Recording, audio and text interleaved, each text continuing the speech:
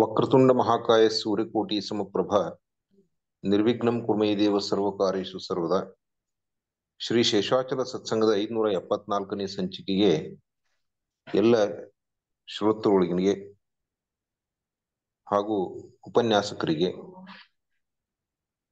ಕೇಳುವರಿಗೆ ಸ್ವಾಗತವನ್ನು ಕೋರ್ತಾ, ಇದೀಗ ದಾಸಬೋಧ ಈ ವಿಷಯದ ಸಂಚಿಕೆಯ ಉಪನ್ಯಾಸವನ್ನು ನೀಡ್ತಾ ಬಂದಿರತಕ್ಕಂತಹ ಹಿರಿಯರು, ಶ್ರೀಯುತರು, ವಾಗ್ಮಿಗಳು ಆಗಿರ್ತಕ್ಕಂಥ ಶ್ರೀಯುತ ಶಂಕರರಾವ್ ಅನಂತಪುರ ಶ್ರೀ ಕ್ಷೇತ್ರ ಕುಪ್ಪಗಡ್ಡಿ ಇವರಿಗೆ ಶಿರಸಾಷ್ಟಾಂಗ ನಮಸ್ಕಾರವನ್ನು ಈ ಕಾರ್ಯಕ್ರಮಕ್ಕೆ ಭಕ್ತಿಪೂರ್ವಕವಾಗಿರ್ತಕ್ಕಂಥ ಸ್ವಾಗತವನ್ನು ಕೋರ್ತಾ ಇದ್ದೇವೆ.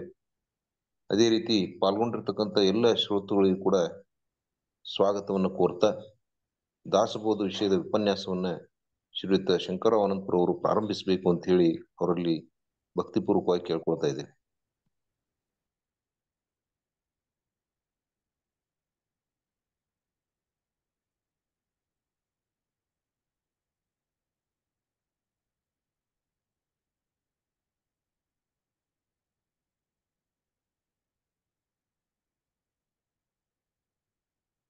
राजाधिराज सद्गुरुनाथ महाराज की जय। श्री गुरुदेव दत्त। गुरुर्ब्रह्मा गुरुर्विष्णु गुरुर्देवो महेश्वरा, गुरु साक्षात् परब्रह्मा तस्मै श्री गुरुवे नमः। गुरु साक्षात् परब्रह्मा तस्मै श्री गुरुवे नमः। ಸದಾನಂದ ಸದ್ಗುರು ಭಾವರಾಜ ಯೋಗಿ ರಾಮನಂದವತರಿಸಿದೆ ಭಕ್ತರ ಉದ್ಧಾರಕ್ಕಾಗಿ. ತ್ರೈಲೋಕ್ಯದೊಡೆಯರೇ ಸದ್ಭಕ್ತರು ನಿಮ್ಮ ಕೀರ್ತಿಯನ್ನು ಕೂಗಿ, ನಮಸ್ಕಾರ ಗುರುರಾಯ ಶ್ರೀರಾಮಚಂದ್ರ ಯೋಗಿ, ನಮಸ್ಕಾರ ಗುರುರಾಯ ಶ್ರೀರಂಗ ಯೋಗಿ. ಜಯ ಜಯ ರಘುವೀರ ಸಮರ್ಥ. ಚಿದಂಬರ ನಮಸ್ತೆಸ್ತು ಚಿಂತಿತಾರ್ಥ ಪ್ರದಾಯಿನೇ, ಔದುಂಬರ ಸದಾವಾಸ ಚಿದಂಬರ ನಮೋಸ್ತುತೆ. ಔದುಂಬರ ನಿವಾಸಿ ಭಕ್ತಾಭಿಮಾನಿ ರಾಜಾಧಿರಾಜ ಶ್ರೀ ಸದ್ಗುರು ಶಿವ ಚಿದಂಬರೇಶ್ವರ ಮಹಾರಾಜ್ ಕಿ ಜಯ. ಶ್ರೀ ಸದ್ಗುರುದಾಸ ರಾಜಾ ರಾಮ್ ಮಹಾರಾಜ್ ಕಿ ಜಯ. ಸಕಲ ಸಾಧು ಸಂತ ಮಹಾರಾಜ್ ಕಿ ಜಯ. ಜಯ ಜಯ ರಘುವೀರ ಸಮರ್ಥ. ಅಗಡಿಯ ಆನಂದವನ ಗೃಹ ನಿವಾಸಿ ಭಕ್ತಾಭಿಮಾನಿ राजाधिराज श्री सद्गुरु शेषाचल गुरु महाराज की जय. श्री सद्गुरु नारायण भगवान महाराज की जय. जय जय रघुवीर समर्थ. शुका सारिखे पूर्ण वैराग्य ज्यांचे, वशिष्ठा परिज्ञान योगेश्वराचे, कवी वाल्मिका सारिखा मान्य ऐसा, नमस्कार माझा सद्गुरु रामदासा. जय जय रघुवीर समर्थ. ಭಕ್ತಿಯೊಳು ತುಕಾರಾಮ, ಅನುಭವದಲ್ಲಿ ಜ್ಞಾನ ದೇವ, ಶಾಂತಿಯೊಳು ಏಕನಾಥ, ವೈರಾಗ್ಯದಳು ಸುಖಮುನೀತ, ನಮಸ್ಕಾರ ಗುರುವೇ ಶ್ರೀ ಸದ್ಗುರು ರಂಗನಾಥ. ಜಯ ಜಯ ರಘುವೀರ ಸಮರ್ಥ. ರಾಮ ರಘುನಂದನ, ರಾಮ ರಘುನಂದನ, ರಾಮ ಕುಲಭೂಷಣ, ರಾಮ ಕುಲಭೂಷಣ, ರಾಮ ರಘುನಂದನ, ರಾಮ ರಘುನಂದನ, ರಾಮ ಜಾನಕೀಪತಿ, ರಾಮ ಜಾನಕೀಪತಿ, ರಾಮ ವಿಮಳಮತಿ, ರಾಮ ವಿಮಳಮತಿ, ರಾಮ ದೀನವತ್ಸಲ, ರಾಮ ದೀನವತ್ಸಲ, ರಾಮ ಭಕ್ತವತ್ಸಲ, ರಾಮ ಭಕ್ತವತ್ಸಲ. रामदास तुझे, रामदास म्हणे तुझ अगम्य लीला, अगम्य लीला. रामा रघुनंदना, ರಾಮ ರಘುನಂದನ ರಾಮ ಕುಲಭೂಷಣ ರಾಮ ಕುಲಭೂಷಣ ರಾಮ ರಘುನಂದನ ರಾಮ ರಘುನಂದನ ರಾಮ ರಘುನಂದನ राजाधिराज सद्गुरुनाथ महाराज की जय। ಶ್ರೀ ಗುರುದೇವ ದತ್ತ। ಶ್ರೀರಾಮ್ ಪ್ರಪ್ರಥಮವಾಗಿ ನನ್ನ ಆರಾಧ್ಯ ದೈವತವಾಗಿರುವಂತಹ ಶ್ರೀ ಸದ್ಗುರು ಸಮರ್ಥ ರಂಗರಾವ್ ಮಹಾರಾಜರು ಶ್ರೀ ಕ್ಷೇತ್ರ ಕೂಪಗಡ್ಡಿ ಅವರ ದಿವ್ಯ ಚರಣಾರವಿಂದಗಳಿಗೆ ನನ್ನ ಅನಂತ ಅನಂತ ಕೋಟಿ ದಂಡವತ ಪ್ರಣಾಮಗಳನ್ನು ಸಲ್ಲಿಸಿ, ಪೂರ್ಣಾವತಾರಿಗಳು ಪರಬ್ರಹ್ಮ ಸ್ವರೂಪಗಳು ಆಗಿರುವಂತಹ ಶ್ರೀ ಸದ್ಗುರು ಶಿವ ಚಿದಂಬರೇಶ್ವರ ಗುರು ಮಹಾರಾಜರ ದಿವ್ಯ ಚರಣಾರವಿಂದಗಳಿಗೆ ನನ್ನ ಅನಂತ ಅನಂತ ಕೋಟಿ ದಂಡವತ ಪ್ರಣಾಮಗಳನ್ನು ಸಲ್ಲಿಸಿ, ಅವರ ಅತ್ಯಂತ ಅಂತರಂಗದ ಶಿಷ್ಯಶ್ರೇಷ್ಠರು ದಾಸಶ್ರೇಷ್ಠರು ಆಗಿರುವಂತಹ ಶ್ರೀ ಸದ್ಗುರು ದಾಸ್ ರಾಜಾರಾಮ್ ಮಹಾರಾಜರ ಶ್ರೀ ಚರಣಗಳಿಗೆ ನನ್ನ ದಂಡವತ ಪ್ರಣಾಮಗಳನ್ನು ಸಲ್ಲಿಸಿ, ಇನ್ನು ಶ್ರೀ ಸದ್ಗುರು ಶಿವ ಚಿದಂಬರೇಶ್ವರ ಮಹಾಸ್ವಾಮಿಗಳ ಪರಾವತಾರಿಗಳೇ ಆಗಿರುವಂತಹ ಶ್ರೀ ಕ್ಷೇತ್ರ ಅಗಡಿಯ ಆನಂದವನ ಕ್ಷೇತ್ರದ ಕ್ಷೇತ್ರಾಧಿಪತಿಗಳಾಗಿರುವಂತಹ ಶ್ರೀ ಸದ್ಗುರು ಶೇಷಾಚಲ ಗುರು ಮಹಾರಾಜರ ದಿವ್ಯ ಚರಣಗಳಿಗೆ ಅನಂತ ಅನಂತ ದಂಡವತ ಪ್ರಣಾಮಗಳನ್ನು ಸಲ್ಲಿಸಿ, ಅವರ ಪರಮ ಶಿಷ್ಯ ಶ್ರೇಷ್ಠರು ಆಗಿರುವಂತಹ ಶ್ರೀ ಸದ್ಗುರು ನಾರಾಯಣ ಭಗವಾನ್ ಮಹಾರಾಜರ ಚರಣಾರವಿಂದಗಳಿಗೂ ನನ್ನ ಅನಂತ ಅನಂತ ದಂಡವತ ಪ್ರಣಾಮಗಳು.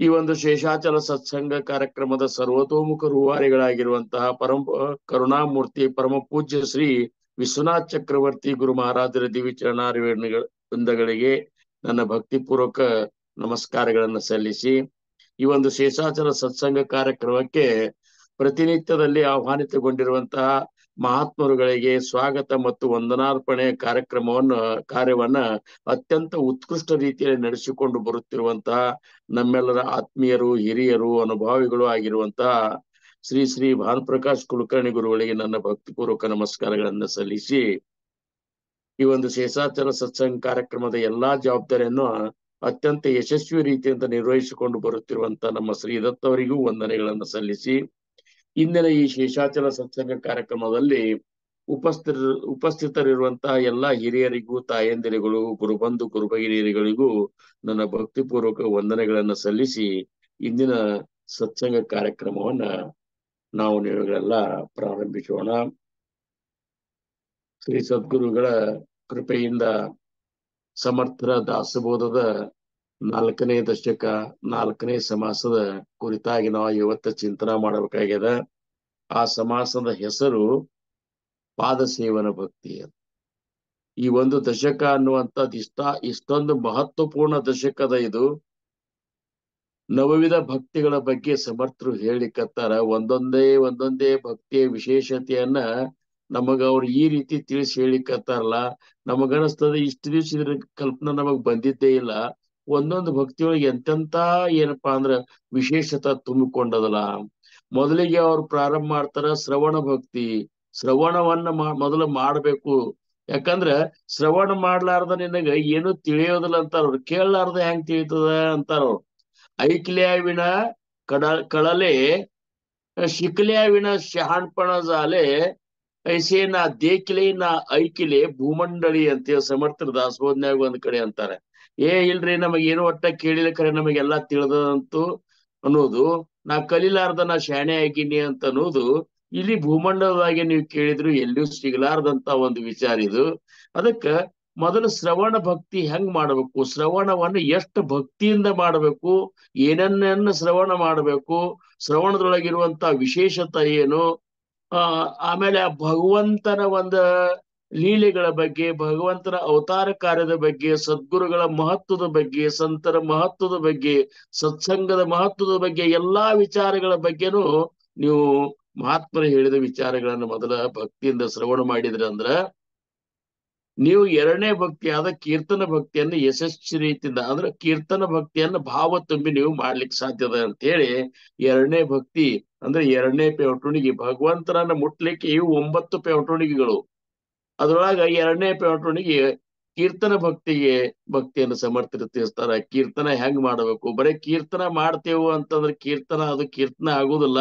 ಭಗವಂತನ ಗುಣಗಾನವನ್ನು ನಾವು ಮಾಡಬೇಕಾದ್ರೆ ಮೊದಲು ಭಗವಂತನ ಬಗ್ಗೆ ಸಂಪೂರ್ಣವಾಗಿ ಅತ್ಯಂತ ಏನಪ್ಪಾ ಅಂದ್ರೆ ಸೂಕ್ಷ್ಮ ವಿಚಾರಗಳನ್ನು ತಿಳ್ಕೊಂಡಿರ್ಬೇಕು.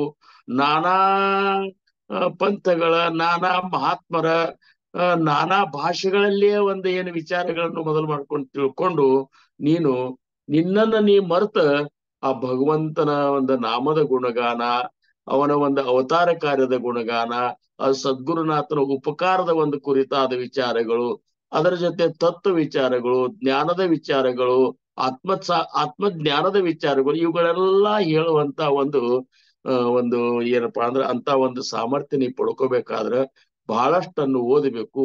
ಎಲ್ಲೇ ಯಾವ ಸಂದರ್ಭದಾಗ ಯಾವ ವಿಷಯವನ್ನ ನೀನು ಪ್ರಸ್ತಾಪ ಮಾಡಬೇಕು, ಎಲ್ಲಾ ವಿಚಾರಗಳನ್ನ ಕೀರ್ತನಾ ಭಕ್ತಿ ಒಳಗ ಸಮರ್ಥರು ಹೇಳ್ತಾರ. ಅವ್ರಂತಾರ, ಎಲ್ಲಿ ನೀ ಹೋಗಿರ್ತಿಲ್ಲ, ಎಲ್ಲಿ ಇರ್ತಲ್ಲ ಅಲ್ಲಿ ಅಧಿದೇವತೆ ಏನಿರ್ತಾರ, ಆ ದೇವತೆಯ ಕುರಿತಾಗಿ ಸಗುಣ ಭಕ್ತಿಯಿಂದ ತುಂಬಿದಂತ ಒಂದು ಸಮುದಾಯದಲ್ಲಿ ಸಗುಣ ಭಕ್ತಿ ಬಗ್ಗೆ ಹೇಳ್ಬೇಕು. ನಿರ್ಗುಣ ಭಕ್ತರಿಂದ ತುಂಬಿದಂತ ಇತ್ತಂದ್ರೆ ಅಲ್ಲೇ ಆಧ್ಯಾತ್ಮ ವಿಚಾರಗಳನ್ನ, ತತ್ವ ವಿಚಾರಗಳನ್ನ, ಬ್ರಹ್ಮನ ವಿಚಾರಗಳನ್ನ ಹೇಳಬೇಕು. ಹಿಂಗ ಆ ಒಂದು ಸಭಾದ ಪಾತ್ರತೆ ನೋಡ್ಕೊಂಡು ಸಭಾದೊಳಗಿರುವಂತಹ ಶ್ರವಣಿಕರ ಏನಪ್ಪಾ ಅಂದ್ರೆ ಮನೋಭಾವನೆಯನ್ನ ಅರಿತುಕೊಳ್ಳುವಂತಹ ಸಾಮರ್ಥ್ಯ ಆ ಕೀರ್ತನಾಕಾರ ಇರ್ಬೇಕು ಅಂತ ಹೇಳಿ ಕೀರ್ತನ ಬಗ್ಗೆ ಹೇಳ್ತಾರ. ಇನ್ನು ಕೀರ್ತನ ಆ ಭಗವಂತನ ಗುಣಗಾನ ಮಾಡಿದಾಗ, ಆ ಭಗವಂತನ ನಾಮದ ಗುಣಗಾನ ಮಾಡಿದಾಗ ಆ ನಾಮಿಯ ಒಂದು ಮಹತ್ವವನ್ನ ನೀನು ಮನಸ್ಸಿನಾಗ ಇಟ್ಟುಕೊಂಡು ಆ ಭಗವಂತನ ನಾಮದ ಸ್ಮರಣೆಯನ್ನು ಮಾಡಬೇಕು. ಅದನ್ನ ಯಾವಾಗ ಮಾಡಬೇಕು, ಹೆಂಗ್ ಮಾಡಬೇಕು, ನಾಮಸ್ಮರಣೆ ಮಾಡ್ಬೇಕಾದ್ರೆ ನಿನ್ನಂತಲ್ಲಿ ವಾಸ್ತವಿಕ ಆಗಿ ನಿನ್ನ ನೈತಿಕ ಮಟ್ಟ ಹೆಂಗಿರ್ಬೇಕು, ನೀನು ಎಷ್ಟೊಂದು ಉತ್ಸುಕತೆಯಿಂದ ನಾಮಸ್ಮರಣೆ ಮಾಡಬೇಕು, ದಿವಸದೊಳಗೆ ಎಷ್ಟು ಸಮಯವನ್ನು ನಾಮಕ್ಕಾಗಿ ಕಳಿಬೇಕು, ಇವೆಲ್ಲಾ ವಿಚಾರಗಳನ್ನ ಏನಪ್ಪಾ ಅಂದ್ರೆ ನಾಮಸ್ಮರಣೆ ಭಕ್ತಿಯೊಳಗ ಸಮರ್ಥ ರಾಮದಾಸ್ ಮಹಾರಾಜರು ತಿಳಿಸಿದ್ರು. ಇಷ್ಟೆಲ್ಲ ಆದ್ಮೇಲೆ ಇವತ್ತಿನ ಭಕ್ತಿ ಏನದಲ್ರಿ, ಇದು ಪಾದಸೇವನ ಭಕ್ತಿ ಅನ್ನುವಂಥದ್ದು ಶ್ರೇಷ್ಠದೊಳಗೆ ಶ್ರೇಷ್ಠ ಭಕ್ತಿ ಅಂತಾರ. ಯಾಕಂದ್ರ ಈ ಆಗಿ ಹೋದಂತ 3 ಭಕ್ತಿಗಳನ್ನ ನಾವು ಮಾಡ್ಲಿಕ್ಕೆ ಬರ್ತದ. ಅಂದ್ರೆ ಏನು, ನಾವು ಮಾಡೋದಿರ್ತದ, ಶ್ರವಣ ನಾವು ಮಾಡೋದಿರ್ತದ, ಕೀರ್ತನ ನಾವು ಮಾಡೋದಿರ್ತದ, ಆಮೇಲೆ ನಾಮಸ್ಮರಣೆನೂ ನಾವು ಮಾಡೋದಿರ್ತದ.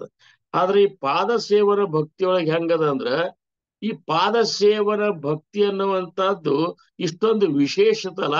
ಸದ್ಗುರುವಿನ ಪಾದ ಸೇವನನ್ನ, ಸದ್ಗುರುವಿನ ವಿಚಾರಗಳನ್ನ, ಸದ್ಗುರುಗಳು ಹೇಳಿದಂತಹ ಏನಪ್ಪಾ ಅಂದ್ರೆ ವಚನಗಳನ್ನ, ಇವುಗಳನ್ನೆಲ್ಲ ಭಕ್ತಿಯಿಂದ ಶ್ರವಣ ಮಾಡೋದು. ಆಮೇಲೆ ಸದ್ಗುರುವಿನ ಅನನ್ಯ ಏನಪ್ಪಾ ಅಂದ್ರೆ ದಾಸ್ಯತ್ವವನ್ನು ವಹಿಸೋದು, ಅನನ್ಯವಾಗಿ ಅವನ ಸೇವಾ ಮಾಡೋದು, ಅತ್ಯಂತ ಅವನ ನಿಕಟದೊಳಗೆ ನಾವು ಇರುವುದರಿಂದ ಮಾತ್ರ ಸದ್ಗುರುವಿನ ಒಂದು ಕೃಪೆಯನ್ನು ಪಡ್ಕೊಂಡು ಸದ್ಗುರುನಾಥ ತನ್ನ ಒಂದು ಕೃಪಾ ದೃಷ್ಟಿಯನ್ನು ನಮ್ಮ ಮೇಲೆ ಬೀರಿದಾಗ ಮಾತ್ರ ಅಂತ ಒಂದು ಸ್ಥಿತಿ ಅದಲ್ಲ, ಆ ಭಕ್ತರ ಸ್ಥಿತಿ, ಅದು ಪಾದಸೇವನ ಭಕ್ತಿ ಅನ್ನಿಸ್ಕೊತದ. ಈ ಪಾದಸೇವನ ಭಕ್ತಿ ಬಗ್ಗೆ ಸ್ವಲ್ಪ ನಾವು ವಿಚಾರಗಳನ್ನ ತಿಳ್ಕೊಬೇಕಾತಂದ್ರ, ಯಾಕಂದ್ರೆ ನಮಗೊಂದು ದೊಡ್ಡ ಉಪಕಾರ ಮಾಡಿದವ್ರು ಯಾರಪ್ಪ ಅಂದ್ರೆ ಈ ದಾಸಬೋಧದ ಒಂದು ಕುರಿತಾಗಿ ಬೆಲ್ಸರೆ ಬಾಬಾರವರು, ಆತ್ಮ ಸಾಕ್ಷಾತ್ಕಾರಿಗಳು. ಅವರು ಬ್ರಹ್ಮಚೈತನ್ಯ ಮಹಾರಾಜರ ಅತ್ಯಂತ ಅಂತರಂಗದ ಶಿಷ್ಯರು. ಅವರು ಈ ದಾಸಬೋಧದ ವಿವರಣೆಯನ್ನ ಎಷ್ಟು ಚಂದ ಅವ್ರು ಇದು ಮಾಡ್ಯಾರ.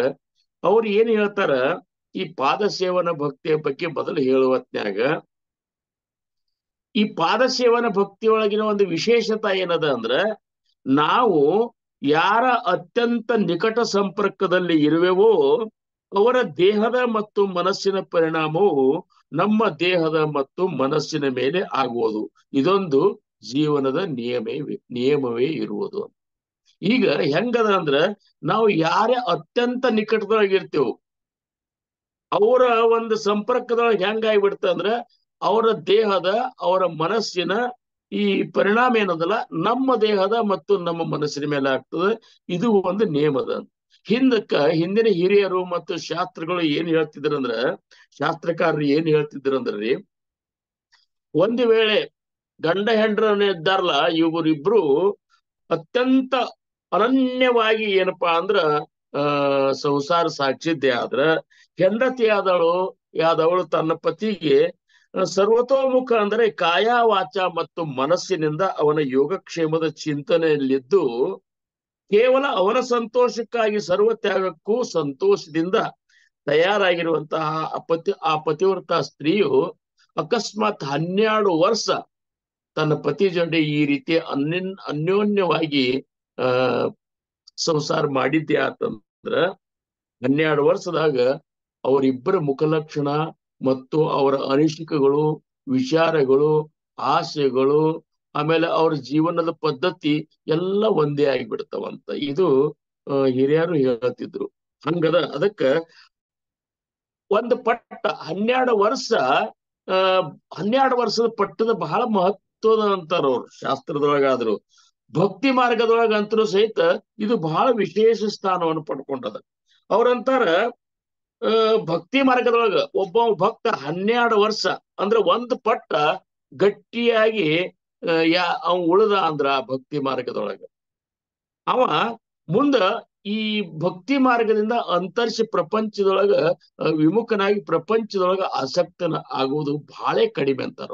ಯಾಕಂದ್ರ 12 ವರ್ಷನ್ಯಾಗ ಅವಾಗ ಹಿಂಗಾಗಿ ಬಿಡ್ತಲ್ಲ, ಭಕ್ತಿಯ ಒಂದು ಈ ಮಾರ್ಗದೊಳಗಿನ ಒಂದು ಸಂಬಂಧದಿಂದ ಅವಾಗ ಏನಾಗ್ಬಿಡ್ತದ ಅಂದ್ರ ಇದನ್ನ ಬಿಟ್ಟು ಬೇರೆ ಕಡೆ ಹೋಗ್ಲಿಕ್ಕೆ ಆಗ್ಲಾರ್ದಂತ ಸ್ಥಿತಿ ಆಗ್ತದ. ಅಕಸ್ಮಾತ್ 12 ವರ್ಷ ಅವ ಈ ಭಕ್ತಿ ಮಾರ್ಗದಾಗ ಉಳಿದ್ರಂದ್ರ ಕೆಲವೊಬ್ರು ಏನಾಗ್ತಾರ ಬರ್ತಾರ ಮತ್ ಹೋಗ್ಬಿಡ್ತಾರ. ಅದು ಅಲ್ಲ, 12 ವರ್ಷ ಗಟ್ಟಿಯಾಗಿ ಉಳಿಬೇಕಂತಾರು ಅಂತೇಳಿ ಸಮರ್ಥ ರಾಮದಾಸ್ ಮಹಾರಾಜರು ಟಾಕಳಿ ಒಳಗ 12 ವರ್ಷ ಶ್ರೀರಾಮ್ ಜಯರಾಮ್ ಜಯ ಜಯರಾಮ್ ಅನ್ನುವಂತ ನಾಮಸ್ಮರಣೆಯನ್ನ ಮತ್ತು ಗಾಯತ್ರಿ ಪುರಶ್ಚರಣವನ್ನ 12 ವರ್ಷ ಕಟ್ ಹಿಡಿದು ಮಾಡಿದ್ರು ಅಂತೇಳಿ ಆ 12 ವರ್ಷನಾಗ 2-3 ಸರಿ ಶ್ರೀರಾಮ ಪ್ರಭುವಿನ ದರ್ಶನ ಅವರಿಗೆ ಆಯ್ತು. ಅಂದ್ರ ಅಂತ ಒಬ್ಬ ಶ್ರೇಷ್ಠ ಸಂತರ ಮೇಲೆ ಅತ್ಯಂತ ವಿಶ್ವಾಸ ಮತ್ತು ಪ್ರೇಮ ಇರುವುದಂದ್ರ ಅವನೇ ಸದ್ಗುರು, ನನ್ನ ಸದ್ಗುರು ಅಂತ ಒಪ್ಪಿಕೊಂಡಂಗ. ಇವತ್ತೊಬ್ರು ಸಂತರಿದ್ದಾರೆ. ಸಂತರು ವಾಸ್ತವಿಕವಾಗಿ ಸಂತರು ಸದ್ಗುರುಗಳು ಇದ್ರೊಳಗೆ ಭೇದಿಲ್ಲ. ಸದ್ಗುರು ಸ್ವರೂಪ ಏನದಲ್ಲ ಅದು ಸಂತ ಸ್ವರೂಪದ ಅಂತಾರ. ಅಂತ ಒಂದು ಶ್ರೇಷ್ಠ ಸಂತರ ಮೇಲೆ ನಾವು ವಿಶ್ವಾಸ ಇಡುದು, ಪ್ರೇಮ ಇಡುದು, ಅವ್ರ ಸಾನ್ನಿಧ್ಯದೊಳಗಿರುವುದು, ಇವೆಲ್ಲ ನಮ್ಮ ಮನಸ್ಸಿನಾಗ ಅಂತ ಒಂದು ಇಚ್ಛಾ ಪ್ರಕಟ ಆಗ್ಲಿಕ್ಕತ್ತು ಅಥವಾ ನಾವು ಹಂಗಿದ್ದೇವು ಅಂದ್ರ ಅವರೇ ನನ್ನ ಜೀವನಕ್ಕೆ ಆಧಾರ, ಅವರೇ ನನ್ನ ಜೀವನಕ್ಕೆ ಸರ್ವಸ್ವ ಅಂತ ಏನ್ ನಾವು ಅಕಸ್ಮಾತ್ ತಿಳ್ಕೊಂಡು ಅವ್ರ ಜೊತೆ ಇದ್ದೇವು ಅಂದ್ರ ಅವರೇ ನಮ್ಮ ಸದ್ಗುರು ಅಂತ ಒಪ್ಪಿಕೊಂಡಂಗೆ. ಹಂಗ ನಿಜವಾದ ಹಂಗಾದ್ರೆ ಸಂತರ ಅಂದ್ರೆ ಯಾರು? ಶ್ರೇಷ್ಠ ಸಂತರ ಅಂದ್ರೆ ಯಾರು? ಸಂತರ ಅಂತ ಹೆಸರಿನವ್ರ ರಗಡ ಬಂದಿದ್ದಾರ. ಸಂತರು ಅನ್ನುವಂಥದ್ದು ಅದ್ರಾಗ ಒಂದು ಶ್ರೇಷ್ಠತ್ವ, ಸಂತತ್ವ ಉಳ್ಳಂತಹ ಆ ಸಮತತ್ವವನ್ನು ಹೊಂದಿದಂತ ಸಂತರ ಲಕ್ಷಣಗಳು ಏನಿರ್ತಾವ, ಅವ್ರನ್ನ ಹೆಂಗ್ ಗುರ್ತು ಹಿಡಿದು ಅನ್ನೋದಕ್ಕ ಇವ್ರು ಏನ್ ಹೇಳ್ತಾರ ಅಂದ್ರ ನಿಜವಾದ ಸಂತ ಶರಣರ ಏನಿದ್ದಾರಲ್ಲ ಅವರ ಆಚಾರ, ವಿಚಾರ ಮತ್ತು ನಡವಳಿಕೆ. ಏನ್ರಿ? ಆಚಾರ, ವಿಚಾರ ಮತ್ತು ನಡವಳಿಕೆ ಈ ಮೂರು ಭಗವಂತನ ಪ್ರೇಮದಿಂದ ತುಂಬಿ ತುಳುಕುತ್ತಿರ್ಬೇಕಂತ. ಸಂತರನ್ನ ನಾವು ಗುರ್ತು ಹೆಂಗಿರ್ಬೇಕು, ಅವ್ರ ಹೆಂಗಿರ್ಬೇಕು, ಅವರ ಆಚಾರ, ಅವರ ಜೀವನದ ಒಂದು ನಡವಳಿಕೆ ಪದ್ಧತಿ ಅದಲ್ಲ, ಆ ಆಚಾರ ಅಂದ್ರೆ ಒಂದು ಪವಿತ್ರ ರೀತಿಯ ಜೀವನ ಸಾಗಿಸುವಂತ ಒಂದು ಪರಿ. ಆಮೇಲೆ ವಿಚಾರ, ಅವ್ರು ಮಾತಾಡುವಂತಹ ವಿಚಾರಗಳು ಏನವಲ್ಲ ಅವು ಕೇವಲ ತತ್ವ ವಿಚಾರಗಳು, ಆಧ್ಯಾತ್ಮಿಕ ವಿಚಾರಗಳು, ಆಮೇಲೆ ಜಗತ್ ಕಲ್ಯಾಣದ ವಿಚಾರಗಳು, ಆಗಿ ಹೋದಂತ ಸಂತ ಶರಣರ ವಿಚಾರಗಳು, ಇವುಗಳನ್ನೇ ಮಾತಾಡುವಂತಹದ್ದು ಅವ್ರ ಒಂದು ಇದು ಆಗಿರ್ಬೇಕು. ಆಮೇಲೆ ನಡವಳಿಕೆ, ಅವ್ರ ಅವ್ರ ನಡವಳಿಕೆ ಇವು ಎಲ್ಲ ಹೆಂಗಿರ್ಬೇಕಂದ್ರ ಭಗವಂತನ ಪ್ರೇಮದಿಂದ ತುಂಬಿರ್ಬೇಕು. ಅವು ಇವೆಲ್ಲದರೊಳಗೂ ಅವ್ರು ನಮಗ್ ಅನಿಸ್ಬೇಕು, ಇವ್ರ ಏನಪ್ಪಾ ಏನ್ ಮಾಡಿದ್ರು ಸಹಿತ ಭಗವಂತನ ಪ್ರೇಮದ ಬಗ್ಗೆನೆ ಇವ್ರ ಜೀವನ, ಇವ್ರ ಅಂಗದಿಂದ ಅದು ನಮಗ್ ಪ್ರಕಟ ಆಗ್ಲಿಕ್ಕತ್ತಲ್ಲ ಅಂದ್ರೆ ಇವರೇ ಸಂತರು ಅಂತೇಳಿ ನಾವು ತಿಳ್ಬೇಕು. ಇನ್ನ ಎಚ್ಚರದೊಳಗಿದ್ದಾಗ, ಮಲಗಿದಾಗ, ಸುಖವನ್ನ ಭೋಗಿಸುವತ್ನಾಗ, ದುಃಖದ ಪ್ರಸಂಗದೊಳಗ, ಐಶ್ವರ್ಯ ಇದ್ದಾಗ, ಆಪತ್ತು ಒದಗಿದಾಗ, ಏಕಾಂತದಲ್ಲಿದ್ದಾಗ ಮತ್ತು ಜನಸಮೂಹದಲ್ಲಿದ್ದಾಗ, ಒಟ್ಟಿನ ಮೇಲೆ ಎಲ್ಲಾ ಕಾಲದಲ್ಲೂ ಭಗವಂತನನ್ನು ಮರೆತು ಬಿಟ್ಟು ಇರಲು ಸಾಧ್ಯವಿಲ್ಲದವನೇ ಸಂತನು. ಇಷ್ಟೆಲ್ಲಾ ಪ್ರಸಂಗದಾಗ, ಎಚ್ಚರದ ಇದ್ದಾಗ ಆಗ್ಲಿ, ಮಲಗಿದಾಗ ಆಗ್ಲಿ, ಸುಖ ಭೋಗಗಳನ್ನು ಭೋಗಿಸೋತ್ನಾಗಾಗ್ಲಿ, ದುಃಖದ ಪ್ರಸಂಗದಾಗಲಿ, ಐಶ್ವರ್ಯ ಇದ್ದಾಗಲಿ, ಆಪತ್ತು ಒದಗಿದಾಗಲಿ, ಏಕಾಂತದಲ್ಲಿದ್ದಾಗ ಅಥವಾ ಜನಸಮೂಹ ಲೋಕಾಂತದೊಳಗಿದ್ದಾಗ, ಒಟ್ಟಿನ ಮೇಲೆ ಎಲ್ಲಾ ಪ್ರಸಂಗದೊಳಗೂ ಅವರು ಆ ಭಗವಂತನನ್ನ ಬಿಟ್ಟು ಇರ್ಲಿಕ್ಕೆ ಅವ್ರಿಗೆ ಸಾಧ್ಯ ಇರ್ಲಾರ್ದಂತ ಒಂದು ಅವಸ್ಥೆ ಅವ್ರದಿತ್ತಂದ್ರ ಅವ್ರಿಗೆ ಸಂತರು ಅನ್ರಿ ಅಂತ. ಇನ್ನ ಪ್ರಾಣಿ ಮಾತ್ರರಲ್ಲಿ ಅದರಲ್ಲಿ ವಿಶೇಷವಾಗಿ ಮಾನವತೆಯ ಬಗ್ಗೆ ಅಸೀಮವಾದಂತಹ ಅಳತೆ ಇಲ್ಲದ ಕಳಕಳಿ ಕಳವಳ ಇದ್ದಂತವನೇ ನಿಜವಾದ ಸಂತ. ಅವನ ಸಂತ ಹೆಂಗಿರ್ತಾನಂದ್ರ ಜಗತ್ ಕಲ್ಯಾಣ, ಜಗತ್ತಿನ ಜೀವಿಗಳು ನಾನು ಉಣ್ಣಂತ ಅನುಭವ ಉಣಬೇಕು ಅನ್ನುವಂತ ಕಳಕಳಿ ಅವನಂತಲೇ ಅಂತ ಒಂದು ಅಪಾರವಾದ ಕಳಕಳಿ ಇತ್ತಂದ್ರ ಅವನೇ ಸಂತ, ಅವನೇ ಸದ್ಗುರು. ಆ ಸಗುಣ ನಿರ್ಗುಣ ಸ್ವರೂಪನು ತಾನೇ ಆಗಿರುವ ಆ ಪರಬ್ರಹ್ಮ ಸ್ವರೂಪದಲ್ಲಿ ಅಖಂಡ ಸ್ಥಿರತೆ, ನಿಶ್ಚಿತ ಗ್ರಹಿಕೆ, ಮಾನವತೆಯ ಬಗ್ಗೆ ಪರಮಾವಧಿಯ ಹರ್ಷ ಆನಂದಗಳು ಕಾಣುವಂತವನೇ ಸದ್ಗುರು. ಇಂಥ ಸದ್ಗುರುವಿನೊಂದಿಗೆ ವಿಶ್ವಾಸ, ಪ್ರೇಮ ಇಡಬೇಕು. ನಿನ್ನ ದೇಹವನ್ನು ಇಂಥ ಸದ್ಗುರುವಿನ ಸೇವೆಯಲ್ಲಿ ಸದಾ ತೊಡಗಿಸಬೇಕು ಮತ್ತು ಮನಸ್ಸನ್ನು ಈ ಸಂತರ ಕಡೆಯಿಂದ ಬರುವಂತಹ ನುಡಿಮುತ್ತುಗಳನ್ನು ಗ್ರಹಣ ಮಾಡುವುದಕ್ಕಾಗಿ ಯಾವಾಗಲೂ ಸಿದ್ಧವಿಡಬೇಕು. ಈ ಮೂರು ಅಂದರೆ ಅಖಂಡ ವಿಶ್ವಾಸ, ಅಖಂಡ ಸೇವೆ ಮತ್ತು ಉಪದೇಶದ ಅಖಂಡ ಶ್ರವಣ. ಇವು ಒಂದೇ ಕಡೆಗೆ ಬಂದು ಅಂದ್ರೆ ಅದುವೇ ಪಾದ ಸೇವನ ಭಕ್ತಿ ಅನಿಸ್ಕೊತ. ಆ ಸಂತರ, ಆ ಸದ್ಗುರುಗಳ ಮೇಲೆ ಅಖಂಡ ವಿಶ್ವಾಸ, ಆಮೇಲೆ ಅವರ ಅಖಂಡ ಸೇವೆ ಮತ್ತು ಅವರು ಹೇಳಿದಂತ ಉಪದೇಶದ ಅಖಂಡ ಶ್ರವಣ, ಇವು ಒಂದೇ ಕಡೆಗೆ ಅಂದ್ರೆ ಒಬ್ಬರಂತಲ್ಲಿ ಇವು ಯಾವಾಗ ಮನಿ ಮಾಡ್ತಾವಲ್ಲ, ಅದು ಅಂತ ಒಂದು ಸ್ಥಿತಿ ಏನದಲ್ಲ, ಅದು ಪಾದ ಸೇವನ ಭಕ್ತಿಯ ಸ್ಥಿತಿ ಅದ. ಅದಕ್ಕ ಪಾದ ಸೇವನ ಭಕ್ತಿ ಅನ್ನುವಂಥದ್ದೇನು ಇಷ್ಟೊಂದು ವಿಶೇಷದಲ್ಲ. ನಿಜವಾಗಿಯೂ ಪಾದ ಸೇವನದೊಳಗೆ ನಾವು ಏನಪ್ಪಾ ಅಂದ್ರ ಅತ್ಯಂತ ಏನಪ್ಪಾ ಅಂದ್ರ ಪಾದ ಸೇವನ ಭಕ್ತಿಯೊಳಗೆ ನಿಸ್ಸೀಮನಾದ, ಅಥವಾ ಪಾದ ಸೇವನ ಭಕ್ತಿ ಆ ರೀತಿ ಸರಿಯಾಗಿ ಅವ್ ಮಾಡಿದ ಅಂದ್ರ ಅವಾಗ ಏಕ್ದಮ್ ಆತ್ಮನಿವೇದನಕ್ಕೆ ಹೋಗಿ ಮುಟ್ಟಿ ಬಿಡ್ತಾನಂತ. ಅಂತ ಒಂದು ಶ್ರೇಷ್ಠ ಭಕ್ತಿ ಇದು ಪಾದ ಸೇವನ.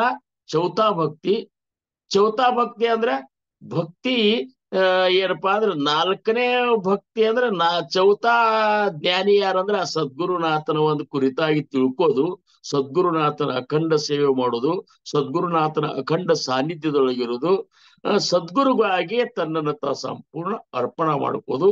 ಇದು ಪಾದ ಸೇವನ.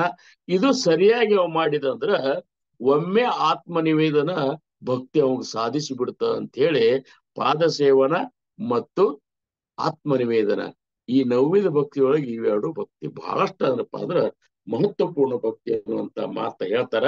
ಅದಕ್ಕ ಈಗ ಸಮರ್ಥರು ಈ ಪಾದ ಸೇವನ ಭಕ್ತಿಯ ಒಂದು ಸಮಾಸದೊಳಗ ಅವರು ಬಳಸಿದಂತ ಓವಿಗಳನ್ನ ನಮಗೆ ಹೇಳ್ಬೇಕನ್ನುವಂತ ವಿಚಾರಗಳನ್ನ ನಾವು ನೀವುಗಳು ಶ್ರವಣ ಮಾಡೋಣ. ಶ್ರೀರಾಮ ಸಮರ್ಥ ಶ್ರೀರಾಮ್. ಅಥ ದಾಸಬೋಧ ದಶಕ ಚೌತಾ ಸಮಾಸ ಚೌತಾ ಪಾದ ಸೇವನ ಭಕ್ತಿ ನಿರೂಪಣ ನಾಮ ಸಮಾಸ ವಾಚನ ಪ್ರಾರಂಭ ಕರಿತೋ ಮಹಾರಾಜ. ಶ್ರೀರಾಮ ಸಮರ್ಥ ಶ್ರೀರಾಮ. मागा झाले निरूपण नामस्मरणाचे लक्षण आता ऐका पाद सेवन चौथी भक्ती श्रीराम. पाद सेवन तेची जाणावे काया वाचा मनोभावे सद्गुरुचे पाय सेवावे सद्गती कारणे श्रीराम. जय जय रघुवीर समर्थ. ಸಮರ್ಥರು ಈ ಒಂದು ಸಮಾಸದ ಮೊದಲನೇ ಓವಿ ಯಾವ ರೀತಿ ಶುರು ಮಾಡ್ತಾರಂದ್ರ ಮಾಗಾಜಾಲೆ ನಿರೂಪಣ. ಈ ಹಿಂದಿನ ಸಮಾಸದೊಳಗ ನಾನು ನಾಮಸ್ಮರಣಾಚೆ ಲಕ್ಷಣ, ನಾಮಸ್ಮರಣೆಯ ಒಂದು ಲಕ್ಷಣವನ್ನ ನಿಮಗ ನಿರೂಪಣ ಮಾಡಿ ಹೇಳಿದೆ. ಆತ ಐಕ ಪಾದ ಸೇವನ ಚೌತಿ ಭಕ್ತಿ. ಈಗ ನೀವು ನಾಲ್ಕನೇ ಭಕ್ತಿಯಾದ ನವ್ಯದ ಭಕ್ತಿ ಒಳಗೆ ನಾಲ್ಕನೇ ಭಕ್ತಿಯಾದಂತಹ ಈ ಪಾದ ಸೇವನದ ಬಗ್ಗೆ ನೀವು ತಿಳ್ಕೋರಿಪ್ಪ. ಯಾಕಂದ್ರ ಸಮರ್ಥರು ಹಿಂದಿನ ಸಮಾಸದೊಳಗೆ ನಾಮಸ್ಮರಣೆ ಭಕ್ತಿ ವಿಶೇಷ ಹೇಳ್ಬೇಕಂದ್ರ ಶ್ರವಣ, ಕೀರ್ತನ ಮತ್ತು ನಾಮಸ್ಮರಣ ಇವು ಮೂರು ಏನಪ್ಪಾ ಅಂದ್ರ ಒಂದು ಗರಿಷ್ಠ ಮಟ್ಟದೊಳಗ ಮಾಡಿದಂತವ್ರಿಗೆ ಮಾತ್ರ ಪಾದ ಸೇವನ ಭಕ್ತಿ ಅವ್ರಿಗೇನಪ್ಪಾ ಅಂದ್ರ ಅವರಿಂದ ಸಾಧಿಸ್ಲಿಕ್ಕೆ ಸಾಧ್ಯದ ಹೊರತಾಗಿ ಅವು ಮೂರು ಸರಿಯಾಗಿರ್ಲಿಲ್ಲ ಅಂದ್ರ ಪಾದ ಸೇವನ ಭಕ್ತಿ ಮಾಡಿದ್ರು ಸಹಿತ ಅಲ್ಲಿ ಸಂಪೂರ್ಣ ಸದ್ಗುರುಗಳ ಮೇಲೆ ಶ್ರದ್ಧಾ ಇಡ್ಲಿಕ್ಕೆ ಆಗೋದಿಲ್ಲ ಅಂತಾರ. ಇಟ್ರು ಸಹಿತ ತಿಳಿದು ಇಟ್ಟಂಗ ಆಗೋದಿಲ್ಲ. ಅದೊಂದ್ ರೀತಿ ಮೂಢ ಭಕ್ತಿಯಿಂದ ಇಟ್ರೆ ಇಡ್ಬೋದು ಕರೆ. ಆದ್ರೆ ಸಮರ್ಥರಂತಾರ ಜ್ಞಾನೋತ್ತರ ಭಕ್ತಿಗೆ ನಾವು ಬಹಳ ಮಹತ್ವ ಕೊಡ್ಬೇಕಪ್ಪ ಅಂತಾರ ಅವ್ರು. ಯಾಕಂದ್ರ ಯಾರೋ ಒಬ್ಬರ ಮೇಲೆ ಶ್ರದ್ಧಾ ಇಟ್ರಂತ ನೀ ಇಡುದು ಮೂಢ ಭಕ್ತಿ, ಯಾರೋ ಒಬ್ರಿಗೆ ಕೈ ಮುಗಿದ್ರಂತ ನೀನು ಕೈ ಮುಗಿದ್ ಮೂಢ ಭಕ್ತಿ. ಅವ್ರು ಹೆಂಗಿದ್ದಾರೆ ಇಷ್ಟೋ ತನಕ ಸಂತರ ಲಕ್ಷಣಗಳನ್ನ ಹೇಳಿದ್ರಲ್ಲ, ಇವನ್ನೆಲ್ಲ ನೀನೇ ಪರೀಕ್ಷೆ ಮಾಡಂತಾರು. ಎಲ್ಲಿ ತನಕ ನಾವು ಪರೀಕ್ಷೆ ಮಾಡುವಂತಹದ್ದು ಅಂತ ಒಂದು ಜಿಜ್ಞಾಸತ್ವ ನಮ್ಮಲ್ಲಿ ಪ್ರಾಪ್ತ ಆಗೋದಿಲ್ಲ, ಅಲ್ಲಿ ತನಕ ಏನಾದ್ರೂ ಏನಪ್ಪಾ ಅಂದ್ರ ಅಪರ ಆಗ್ಲಿಕ್ಕೆ ಸಾಧ್ಯ ಅದ. ಯಾಕಂದ್ರ ಯಾರೋ ಮಾಡಿದ್ರಂತ ನೀ ಮಾಡ್ಬೇಡ ಅಂತಾರ ಅವ್ರು. ಪ್ರತಿಯೊಂದನ್ನು ನೀ ಪರೀಕ್ಷೆ ಮಾಡಿ ನೋಡು. ಇವತ್ತೊಬ್ಬ ಬರ್ತಾನ, ಬಂದ ನಿನಗೊಂದು ನಾಣ್ಯವನ್ನ ಕೊಡ್ತಾನ, ತಗೋರಿಪ್ಪ ಶಂಕರಣ್ಣವ್ರ ನೀವು ತಗೋರಿ ಅಂತೇಳಿ ನನ್ನ ಕೈಯಾಗ ಕೊಡ್ತಾನ. ಅವ್ ನಮ್ಗ ಅಗದಿ ಬೇಕಾದವಂತ ಕೈ ಮುಚ್ಚಿನ ಕಿಸದೆ ಹಾಕೊಂಡೆ, ಕೊಟ್ಟಾರಂತ ಅಗದಿ ಭಾವ ತುಂಬ ತಗೊಂಡೆ, ಕರೆ ಹಿಂದಾಗಡೆ ತೆಗೆದು ನೋಡಿದ್ರ ಅದು ಕೊಟ್ಟಿತ್ತಂದ್ರ ಏನು ಉಪಯೋಗ? ಹಂಗ ಸದ್ಗುರುಗಳ ಒಂದು ಸ್ಥಿತಿಯ ಬಗ್ಗೆನೂ ನೀವು ವಿಚಾರ ಮಾಡಿದಂತ ಸದ್ಗುರುನಾಥರು ಈಗ ಮುಂದ 5ನೇ ದಶಕದೊಳಗೆ, ಮುಂದಿನ ದಶಕದೊಳಗೆ ಸದ್ಗುರು ಲಕ್ಷಣ, ಸದ್ಗುರು ನಿಶ್ಚಯ ಇವತ್ರ ಬಗ್ಗೆ ಸಮರ್ಥರು ಸಮಾಸ ಪ್ರತಿಯೊಂದು ಸಮಾಸದೊಳಗೆ ಬಹಳಷ್ಟು ಗುರು ಲಕ್ಷಣ, ಗುರು ನಿಶ್ಚಯ ಸಮಾಸ ಬಹಳ ಇಂಪಾರ್ಟೆಂಟ್, ಮಹತ್ವಪೂರ್ಣ. ಇನ್ನು ಮುಂದಿನ ಎಲ್ಲಾ ಸಮಾಸಗಳು ದಾಸಬೋಧದೊಳಗೆ ಬಹಳಷ್ಟು ಮಹತ್ವಪೂರ್ಣ ಸಮಾಸಗಳನ್ನ ನಾವು ಶ್ರವಣ ಮಾಡ್ಬೇಕಾಗ್ಯದ. ಇದಕ್ಕೆಲ್ಲಾ ಕಾರಣ ನಮ್ಮ ಸದ್ಗುರು ಶೇಷಾಚಲ ಗುರು ಮಹಾರಾಜರ ಒಂದು ದಿವ್ಯ ಕೃಪಾ ಕಟಾಕ್ಷ, ಅದರ ಜೊತೆ ಸಮರ್ಥ ಶ್ರೀ ಸದ್ಗುರು ಸಮರ್ಥ ರಾಮದಾಸರದು ಮತ್ತು ನಮ್ಮಂತ ಪಾಮರರಿಂದ ಇದನ್ನ ನುಡಿಸುವಂತ ಒಂದು ಸಾಮರ್ಥ್ಯ ನೀಡಿದಂತ, ತಾವೇ ಒಳಗ್ ಕೂತ ಇದನ್ನ ನುಡಿಸ್ತಿರುವಂತಹ ನನ್ನ ದೇವರ ದೇವ ಆ ಮಹಾದೇವನಾದಂತ ಶ್ರೀ ಸದ್ಗುರು ಸಮರ್ಥ ರಂಗರಾವ್ ಮಹಾರಾಜರ ಪರಮ ಕೃಪೆ ಅಂತೇಳಿ ನಾನು ಏನಪ್ಪಾ ಅಂದ್ರ ಅತ್ಯಂತ ಹೃದಯ ತುಂಬಿ ಹೇಳಲಿಕ್ಕೆ ಇಚ್ಛಾ ಪಡ್ತೀನಿ. ಇಲ್ಲಿ ಅವ್ರೇನಂತಾರ, ಪಾದ ಸೇವನ ತೇಚಿ ಜಾಣಾವೆ.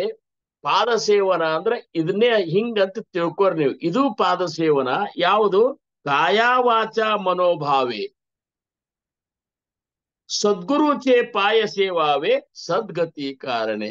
ಬಹಳ ಇಂಪಾರ್ಟೆಂಟ್. ಅಂದ್ರ ನೀವು ಯಾವ ಕಾರಣಕ್ಕೆ ಪಾದ ಸೇವನ ಮಾಡುದು? ಸದ್ಗುರುವಿನ ಪಾದ ಸೇವನ ಅಂದ್ರೆ ಸದ್ಗುರುವಿನ ಅನನ್ಯ ಭಕ್ತಿಯನ್ನು ಎದಕ್ ಮಾಡ್ಬೇಕಂದ್ರ ಸದ್ಗತಿ ಕಾರಣೆ ಮಾಡಂತಾರ. ನಿಮಗ್ ಸದ್ಗತಿ ಬೇಕಾಗಿದ್ರ ಸದ್ಗುರುಗಳಿಂದ ಅನುಗ್ರಹಿತರಾಗ್ರಿ, ಬೇಕಾಗಿದ್ರ ಸತ್ಸಂಗದೊಳಗಿರ್ರಿ, ಬೇಕಾಗಿದ್ರ ಅವ್ರು ಹೇಳಿದಂತ ನಾಮಸ್ಮರಣೆಯನ್ನ ಅಖಂಡವಾಗಿ ಸ್ಮರಿಸುವಂತ ಒಂದು ಏನಪ್ಪಾ ಅಂದ್ರೆ ಇದು ಮಾಡ್ರಿ.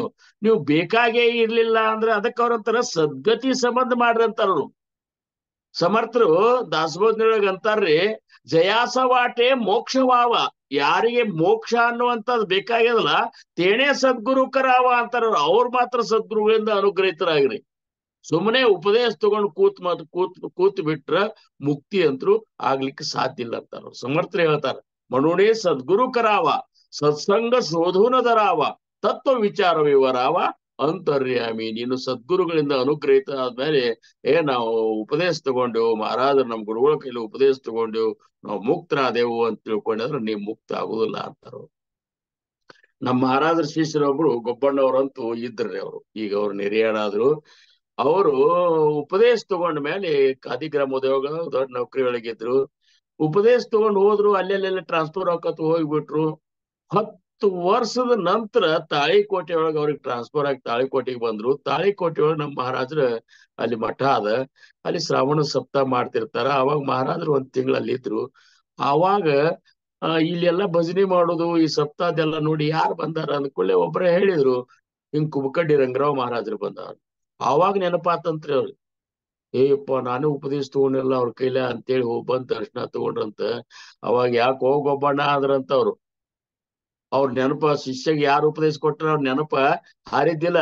ನಮ್ಮ ಮಹಾರಾಜರಂದ್ರು ಅಂತ, ಯಾಕೆ ಹೋಗೊಬ್ಬಣ್ಣ ಅಲ್ಲ ಇದೇನ್ ಸುಮ್ನೆ ಹಂಗೆ ಸಿಗ್ತ ಅಂತ ತಿಳ್ಕೊಂಡೆ, ನಾವು ಮುಕ್ತ ಆಗ್ಬೇಕಾರ 7 ಜನ್ಮ ಹೋಗ್ಬೇಕಾಗ್ತದ ಅಂತ ಹೇಳಿದ್ರಂತ. ಮತ್ ಸಹಜಿಕ್ ಅದ, ಉಪದೇಶ ತಗೊಂಡ್ಮೇಲೆ 10 ವರ್ಷ ಗುರುವಿನ ದರ್ಶನ ತಗೊಳ್ಲಿಕ್ಕಂದ್ರ ಮತ್ 7 ಜನ್ಮ ಹೋಗೋ ಸಹಜಿಕದ ಇಲ್ರಿ. ಹಂಗ ನಾವು ಉಪದೇಶ ತಗೊಂಡ ಮೇಲೆ ನಾವ್ ಏನೂ ಮಾಡ್ಲಿಲ್ಲ ಅಂದ್ರ ಸದ್ಗುರುನಾಥನ ಅಂತಕ್ಕಂತರೂ ನೋವು ಮಾಡ್ಕೋತಾರ. ಯಾಕಂದ್ರ ಉಪದೇಶ ನನ್ನ ಸ್ವರೂಪನೇ ಆಗಿರುವಂತಹ ನಾಮವನ್ನ ಇವನು ಶ್ವಾಸದೊಳಗ ನಾನು ಇಟ್ಟೆ, ಆ ನಾಮಸ್ಮರಣೆ ನಾ ಹೇಳಿದಂಗ ಮಾಡ್ಲಿಲ್ಲ ಅಂದ್ರ ಉದ್ಧಾರ ಹೆಂಗಾಗ್ತಾನ. ಅದಕ್ಕೆ ಇವ್ರಂದ್ರು ಪಾದ ಸೇವನ ತೇ ಚೀಜ ಅನಾವೆ ಕಾಯಾ ವಾಚ ಮನೋಭಾವೆ ಸದ್ಗುರುಚೆ ಪಾಯ ಸೇವಾವೆ ಸದ್ಗತಿ ಕಾರಣೆ. ಪಾಯ ಸೇವಾವೆ, ಪಾದ ಸೇವಾವೆ, ಚರಣ ಸೇವಾವೆ ಇವೆಲ್ಲ ಏನವ ಅಂದ್ರ ಒಂದ್ ರೀತಿ ವಿಚಾರ ಮಾಡಿದೇವ ಅಂದ್ರ ಗುರುನಾಥನ ಚರಣ ಧೂಳಿಯನ್ನ ನಾವು ಏನಪ್ಪಾ ಅಂದ್ರ ಹಚ್ಕೊಂಡೇವ ಅಂದ್ರ ಸಂತ ಚರಣ ರಜ ಲಾಗತ ಸಹಜ ವಾಸನೆಚೆ ಬೀಜ ಜಳೋನಿ ಜಾಯ ಅಂತೇಳಿ ಒಂದ್ ಅರ್ಥ. ಆದ್ರ ಚರಣ ಅಂದ್ರ ಸದ್ಗುರುನಾಥ ಹೇಳಿದಂತಹ ತತ್ವ ವಿಚಾರಗಳನ್ನ, ಗುರುಗಮ್ಯ ಗುಹ್ಯ ವಿಚಾರಗಳನ್ನ ಅವಕ್ ಚರಣ ಅಂತಾರ, ಅವಕ್ ಪಾದ ಅಂತಾರ. ಈಗ ನಾವು ಅಭಂಗದ ಮೊದಲನೇ ಪಾದ, ಎರಡನೇ ಪಾದ ಅಥವಾ ಮೊದಲೇ ಚರಣ, ಎರಡನೇ ಚರಣ ಅಂತೇಳಿ ಈ ಚರಣ ಪಾದ ಅನ್ನುವಂಥದ್ದು ಇದಲ್ಲ, ಇದನ್ನ ಸೇವನ ಮಾಡಿರ್ತಾರ. ಅದನ್ನ ನೀವು ಭಕ್ತಿಯಿಂದ ಶ್ರವಣ ಮಾಡಿ ಸೇವನ ಮಾಡೋದಂದ್ರ ಅದನ್ನ ಜೀವನದಾಗ ಅಳವಡಿಸ್ಕೊಂಡು ಬಿಡ್ರಿ, ಅದನ್ನ ಮನನ ಮಾಡ್ರಿ. ಸೇವನ ಅಂದ್ರೆ ಈಗ ಹೆಂಗ, ಈಗ ದನಗಳು ಅದು ಹೋಗಿ ಅಡವ್ಯಾಗ ತಿಂದು ಬರ್ತಾವ, ಮೇದ್ ಬರ್ತಾವ. ಬಂದ ಮೇಲೆ ತಮ್ಮ ಕೊಟ್ಟಿಗೆ ಕುತ್ಕೊಂಡ್ ಅವ್ ಏನ್ ಮಾಡ್ತಾವ, ಒಳಗದ್ದನ್ನ ಹೊರಗ್ ತೆಗಿತಾವ, ತೆಗೆದು ಬಾಯಾಗ ಇಟ್ಕೊಂಡು ಮೆಲಕ್ ಆಡಿಸ್ತಾವ. ನಮ್ ಕಡೆ ಅಂತ ಮೆಲಕ್ ಆಡಿಸ್ತಾರ. ಅಂದ್ರೆ ಏನು, ಅದ್ ಸಣ್ಣಗೆ ನುರಿಸಿ ಅದರ ರಸವನ್ನು ಮತ್ತೆ ತಿರುಗಿ ಬಾಳಿ ಕುಡಿತಾವ. ಹಂಗ ನೀನು ಗುರುನಾಥ ಹೇಳಿದಂತ ಚರಣಗಳನ್ನ, ಪಾದಗಳನ್ನ, ವಿಚಾರಗಳನ್ನ, ತತ್ವಗಳನ್ನ, ಗುಹ್ಯ ಜ್ಞಾನವನ್ನ ನೀನು ಅವತ್ತದ್ರಗತೆ ಮನಿಗೆ ಹೋಗಿ ಅವನು ಮನನ ಮಾಡಿ ಅದರ ರಸ ತಕ್ಕೊಂಡು ಅದ್ರಾಗಿನ ಸಾರವನ್ನು ನೀನು ಸಂಪೂರ್ಣ ಗ್ರಹಣ ಮಾಡಿ ಜೀವನದೊಳಗೆ ಅಳವಡಿಸ್ಕೊಳಿಕತ್ತಿ, ನಿನ್ನ ನರನಾಡಿ ಒಳಗೆ ಅದು ಭೇದಿಸ್ಲಿಕ್ಕತ್ತು ಅಂದ್ರ ಇದು ಪಾದ ಸೇವನ ಅನಿಸ್ಕೊತದ. ಅದಕ್ಕೆ ಅವ್ರಂದ್ರು ಸದ್ಗುರುಚೆ ಪಾಯ ಸೇವಾವೆ. ಹೆಂಗ, ಕಾಯ ವಾಚ ಮನೋಭಾವೆ.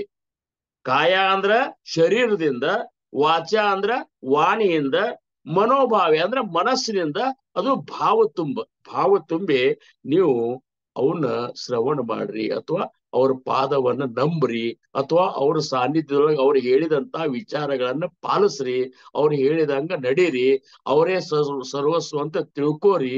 ಇವೆಲ್ಲ ಹೆಂಗದಂದ್ರೆ ಕಾಯ ವಾಚ ಮನೆ. ಮತ್ ಇವು ಕಾಯ ವಾಚ ಮನೆ ಅಂದ್ರೆ ಕಾಯ ವಾಚ ಮನೆ ಜಾಲ ವಿಷ್ಣುದಾಸ ಕಾಮಕ್ರೋಧ ತ್ಯಾಸಿ ಬಾಧೀತನ ಅಂತ ತುಕೋಬರಾಯರು ಒಂದು ಅಭಂಗ ಮಾಡ್ಯಾರ. ಅವ್ರಂತಾರ ಕಾಯ ವಾಚ ಮನೆ ಜಾಲ ವಿಷ್ಣುದಾಸ ಕಾಮ ಕ್ರೋಧ ತ್ಯಾಸ ಬಾಧೀತನ ಅಂದ್ರ ಇದು ಎಷ್ಟೊಂದು ಮಹತ್ವಪೂರ್ಣ ಅಂದ್ರ ತುಕೋಬರಾಯರಂತಾರ ಭಕ್ತಿ ಮಾರ್ಗದೊಳಗ ಕಾಮ ಮತ್ತು ಕ್ರೋಧ ಇವುಗಳ ಬಾಧನೆ ಹೆಂಗದ ಅಂದ್ರ ಇವು ನಮ್ಮನ್ನ ಪೂರ್ಣ ಏನಪ್ಪಾ ಅಂದ್ರ ಪ್ರಪಾತಕ್ ಒಯ್ದ ಮುಟ್ಟಿಸ್ಬಿಡ್ತಾವ. ಬೇಕಾದಂತ ನಾವು ಭಕ್ತಿ ಮಾರ್ಗದೊಳಗಿದ್ರು ಸಹಿತ ಕಾಮ ಹೋಗ್ಲಿಲ್ಲ, ಕ್ರೋಧ ಹೋಗ್ಲಿಲ್ಲ, ಇವೆರಡು ಹೋಗ್ಲಿಲ್ಲ ಅಂದ್ರ ನಮ್ಮನ್ನ ಪೂರ್ಣ ಏನಪ್ಪಾ ಅಂದ್ರ ಅಧಪತನಕ್ಕೆ ಒಯ್ದು ಬಿಡ್ತಾವ. ಇದು ಬಾದ್ರ ಆಗ್ಬಾರ್ದು ಅಂತಾಗಿದ್ರ ಕಾಯ ವಾಚ ಮನೆ ಜಾಲ ವಿಷ್ಣುದಾಸ. ಶರೀರದಿಂದ, ವಾಣಿಯಿಂದ ಮತ್ತು ಮನಸ್ಸಿನಿಂದ ನೀವು ಆ ಸದ್ಗುರುವಿನ ದಾಸತ್ವವನ್ನ ಮಾಡ್ರಿ ಅಂತಾರ. ಈ ಕಾಯ ವಾಚ ಮನೆ ಅಂತಂದ್ರ ಇವು ಪರಿಶುದ್ಧತೆಯನ್ನ ಹೆಂಗ ಪಡ್ಕೋಬೇಕು, ಇವು ಈ ಪರಿಶುದ್ಧತೆಯನ್ನ ಪಡ್ಕೋದೇ ಒಂದು ಸೇವಾ ಅಂತಾರ ಅವ್ರು. ಇವ್ರು ಯಾರು ಅಂದ್ರ ನಿಜಗುಣ ಸೇವಕಗಳು ಅಂತಾರ. ನಿಜಗುಣ ಸೇವಕಗಳು ತಮ್ಮದೊಂದು 14 ಅಂತಾರಿ. ಹರೇ ಎಂತೊಲಿವನೋ ತನಗೆಂತೊಲಿವನೋ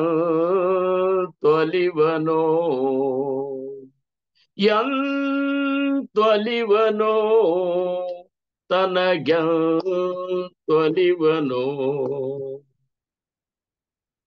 ಎಂತೊಲಿವನೋ ಕರ್ಣತ್ರಯದ ದೋಷಮಿರೆ ಕಂತು ಕಾಲಪುರ ವೈರಿ ಗುರು ಶಂಭುಲಿಂಗ ಎಂತೊಲಿವನೋ ತನಗೆಂತೊಲಿವನೋ. ಅವ್ರಂತಾರ ಎಂತೊಲಿವನೋ, ನಿನಗೆ ಹೆಂಗ್ ಒಲಿತಾನ? ಎಂತಲಿವನೋ ಕರ್ಣತ್ರಯದ ದೋಷ ಮೀರೆ. ಕರ್ಣತ್ರಯದ ದೋಷ ಅಂದ್ರ ಕಾಯ ವಾಚ ಮತ್ತು ಮನ, ಈ 3 ದೋಷ ನಿನ್ನಂತಿಲ್ಲಿದ್ದು ಅಂದ್ರ ಕಂತು ಕಾಲಪುರ ವೈರಿ ಗುರು ಶಂಭುಲಿಂಗ ಎಂತಲಿವನೋ ಇವನು ಪವಿತ್ರ ಮಾಡ್ಕೋ ಅಂತಾರಲ್ಲ. ಕಾಯ ವಾಚ ನಿನ್ನ ಶರೀರ, ವಾಣಿ ಮತ್ತು ಮನಸ್ಸು ಇವನು ಶುದ್ಧ ಮಾಡ್ಕೋದೇನದಲ್ಲ, ಶುದ್ಧ ಮಾಡ್ಕೋದಂದ್ರೆ ಭಗವಂತ ಇವನು ಅರ್ಪಣಾ ಮಾಡಿದಂಗ ಅಂತಂತ ಹೇಳಿ ಅವ್ರು ಹೇಳ್ತಾರ. ಅದಕ್ಕೆ ಅವ್ರಂತಾರ ಶರೀರದಿಂದ ಆಗುವಂತ ದೋಷಗಳ ಬಗ್ಗೆ ಹೇಳ್ತಾರ ನೋಡ್ರಿ ಅವ್ರು. ಪರವಧುವಿನ ಕೂಟ, ವನ್ಯರ ವಿತ್ತಾಪಹರಣ, ವಭಕ್ಷ ಸೇವನೆ ಹಿಂಸೆ, ಪರಿವಿಡಿದಿ 4 ಪಾತಕಗಳು ಪಾಮರ ಜನ್ಮವಿಯೇ, ಕಾಯದೊಳಂದಿರೆ ಎಂತೊಲಿವನೋ ಎಂತೊಲಿವನೋ ತನಗೆಂತೊಲಿವನೋ. ಅವರಂತಾರ ಪರವಧುವಿನ ಕೂಟ, ಈ ಶರೀರದಿಂದ ಆಗುವಂತ ದೋಷಗಳು ಇವನ್ನ ಸ್ವಲ್ಪ ತಿಳ್ಕೊಂಡ್ಬಿಡ್ ನಾವು. ಪರವಧುವಿನ ಕೂಟ, ಅನ್ಯರ ವಿತ್ತಾಪಹರಣ, ಅನ್ಯರ ದುಡ್ಡನ್ನ ಸಂಪತ್ತನ್ನ ಹರಣ ಮಾಡೋದು, ವಭಕ್ಷ ಸೇವನೆ, ತಿನ್ಲಾರ್ದಂತ ತಿನ್ನೋದು, ಮನುಷ್ಯರ್ ತಿನ್ನೋದು, ಅದ್ರಾಗೂ ಆಹಾರವ ಸಾತ್ವಿಕ ರಾಜಸಿಕ ತಾಮಸಿಯವ. ಮತ್ತಿನ್ನ ಮನುಷ್ಯರ್ ತಿನ್ನೋದು ಬಿಟ್ಟು ಪ್ರಾಣಿಗಳು ತಿನ್ನೋದ ನೀವು ತಿನ್ಲಿಕ್ಕತ್ರಿ ಅಂದ್ರ ಅದು ವಭಕ್ಷ, ತಿನ್ಲಾರ್ದ ಭಕ್ಷ್ಯ. ನೀ ಭಕ್ಷ್ಯ ಮಾಡುವಂತ ಸೇವನೆ ಅಲ್ಲ, ಮನುಷ್ಯನಾಗಿ ಬಂದು ನೀ ಏನನ್ ತಿನ್ಬೇಕನ್ನುವಂತದ್ದು ಶಾಸ್ತ್ರಗಳು ಜ್ಞಾನಿಗಳು ನಿರ್ಣಯ ಮಾಡ್ಯಾರ, ಅದನ್ನೇ ತಿನ್ಬೇಕು. ಇವು ಆಮೇಲೆ ವಭಕ್ಷ ಸೇವನೆ ಹಿಂಸೆ, ಮತ್ತೊಬ್ಬರ ಅಂತಃಕರಣ ನೋವು ಮಾಡೋದು, ಮತ್ತೊಬ್ಬರಿಗೆ ಏನಪ್ಪಾ ಅಂದ್ರೆ ಹಿಂಸಾ ಕೊಡೋದು. ಪರಿವಿಡಿದಿ 4 ಪಾತಕಗಳು, ಈ 4 ದೋಷಗಳು ಏನ್ ಮಾಡ್ತಾವ ನಿನ್ನ ಅಂದ್ರ ಪಾಮರ ಜನ್ಮವಿಯೇ, ಮುಂದಿನ ಜನ್ಮ ಹೆಂಗಂದ್ರ ಪಾಮರನನ್ನಾಗಿ ಹುಟ್ಟಿಸ್ತಾವ. ಇವು ನಿನ್ನ ಶರೀರದೊಳಗಿದ್ದು ಅಂದ್ರ ಕಾಯದೊಳಂದಿರೆ ಎಂತೊಲಿವನು. ಮುಂದಂತಾರವ್ರು ಹುಸಿ, ಅನುಚಿತ, ನಿಷ್ಠುರತ್ವ, ಪೈಶೂನ್ಯತೆ, ಮುಸುಕಿದಿ 4 ದೋಷಗಳು ಪಶು ಪಕ್ಷಿ ಮೃಗ ಯೋನಿಯೊಳಗೆಳದೈದು ಹುಟ್ಟಿಸುವ ವಚನದೊಳೆಡೆವಿಡದಿರೆ ಎಂತೊಲಿವನು.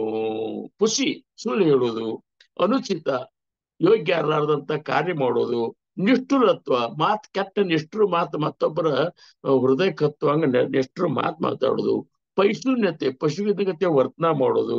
ಈ 4 ದೋಷಗಳು ನಿನ್ನಂತಲ್ಲಿದ್ದು ಅಂದ್ರ ಪಶು ಪಕ್ಷಿ ಮೃಗ ಯೋನಿಯೊಳ ಗೆಳೆದೊಯ್ದು ಪುಟ್ಟಿಸುವ ವಚನದೊಳಗೆ ಹಿಡಿದಿರಿ.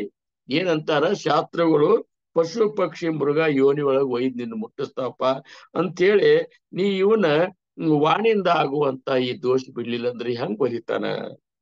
ಜನರೊಲಿಯದ ಕಾರ್ಯ, ಇನ್ನು ಮನದಿಂದ ಆಗುವ ದೋಷ, ಜನರೊಲಿಯದ ಕಾರ್ಯ, ಎರಕವ ಅನಿಷ್ಟ ಚಿಂತನೆ, ಜನರು ಬ್ಯಾಡ ಅನ್ನುವಂತ ಕಾರ್ಯ ಮಾಡೋದು, ಮತ್ತೊಂದೇನು ಅನಿಷ್ಟ ಚಿಂತನ ಮಾಡೋದು ಮತ್ತೊಬ್ಬರ ಬಗ್ಗೆ.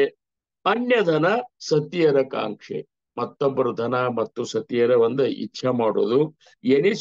ಎನಿಸುವಿ 4 ದುರಿತ ಜನನವಿಯೇ, ಮನದೊಳಂದಿರೆ ಗುರು ಶಂಭುಲಿಂಗ ತನಗೆಂತೊಲಿವನು.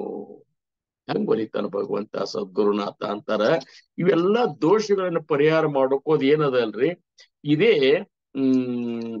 ಇವನು ಭಗವಂತಗ ಅರ್ಪಣೆ ಮಾಡುವಂತದ್ದು. ಅದಕ್ಕ ಪಾದ ಸೇವನ ತೀಚಿ ಜಾನಾವೆ, ಕಾಯ ವಾಚ ಮನೋಭಾವೆ, ಸದ್ಗುರುಚೇ ಪಾಯ ಸೇವಾವೆ. ಸದ್ಗುರುನಾಥನ ಒಂದು ಚರಣವನ್ನ ನೀನು ಸೇವನ ಮಾಡೋದು, ಇದಕ್ಕೆ ಏನಂತಾರ, ಅದು ಎದ್ರ ಸಂಬಂಧ, ಸದ್ಗತಿ ಸಂಬಂಧ. ತಿರುಗಿ ಮತ್ತ ಮನುಷ್ಯನಾಗಿ ಹುಟ್ಲಾರ್ದಂಗ ಈ ಜನನ ಮರಣ ಚಕ್ರದಿಂದ ಬಿಡುಗಡೆ ಆಗಬೇಕು ಅನ್ನುವಂತ ಒಂದು ಬಲವಾದ ಇಚ್ಛೆಯಿಂದ ಆ ಉದ್ದೇಶ ಇಟ್ಟುಕೊಂಡ, ಆ ಗುರಿ ಇಟ್ಟುಕೊಂಡ ನೀನು ಸದ್ಗುರುವಿಗೆ ಶರಣು ಹೋಗುವುದು ಏನದಲ್ಲ, ಇದು ಪಾದ ಸೇವನ ಭಕ್ತಿ ಅನಿಸ್ಕೊತ. ನೋಡ್ರಿ ಎಷ್ಟು ವಿಶೇಷ.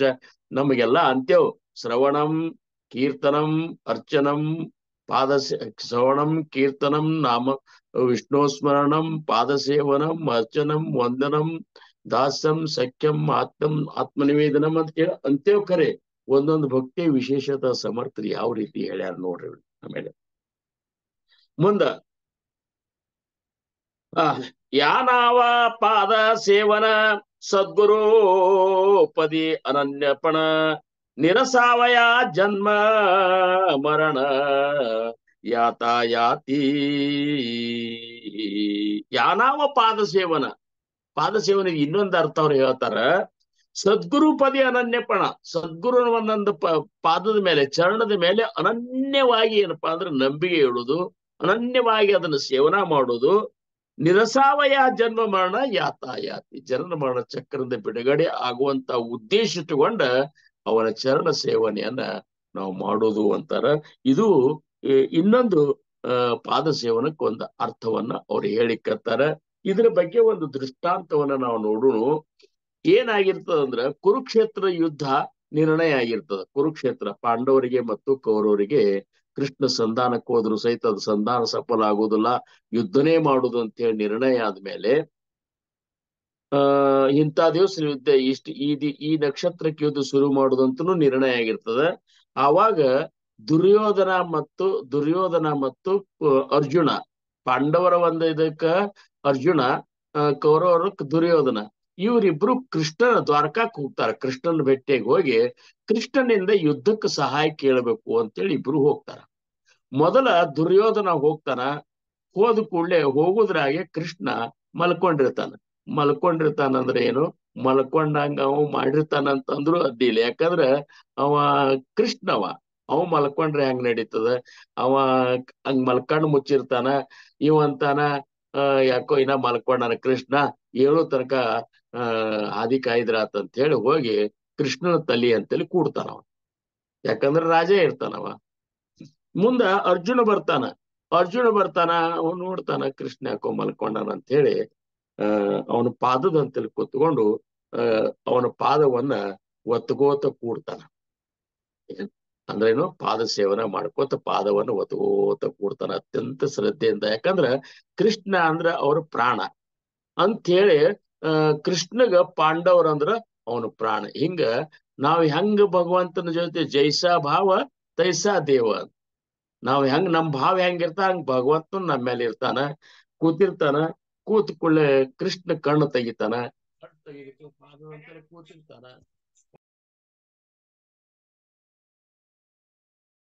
ಪಾದದಂತಲ್ಲಿ ಕೂತಾಗ ಏನಾಗ್ತದ ಅಂದ್ರ ಕೃಷ್ಣ ಕಣ್ಣು ತೆಗೆದುಕೊಳ್ಳಿ ಮೊದಲಿಗೆ ಕಂಡದ್ದು ಯಾರಪ್ಪ ಅಂದ್ರ ಅರ್ಜುನ ಕಾಣ್ತಾನ. ಯಾಕೋ ಅರ್ಜುನ ಯಾವಾಗ ಬಂದಿ, ಏನು ವಿಶೇಷ, ಆರಾಮ್ ಇದ್ದಿರಿಲ್ಲೋ ಅಂತ ಮಾತಾಡ್ತಾನ. ಅಂತ ಹೇಳಿ ದುರ್ಯೋಧನ ಅಂತಾನ, ಕೃಷ್ಣ ನಾನು ಬಂದನಿ ಅಂತಾನ. ಹೌದಾ, ನೀ ಯಾವಾಗ ಬಂದ್ಯೋ? ಅರ್ಜುನಕ್ಕಿಂತ ಮೊದಲು ಬಂದನೆ ಅಂತ.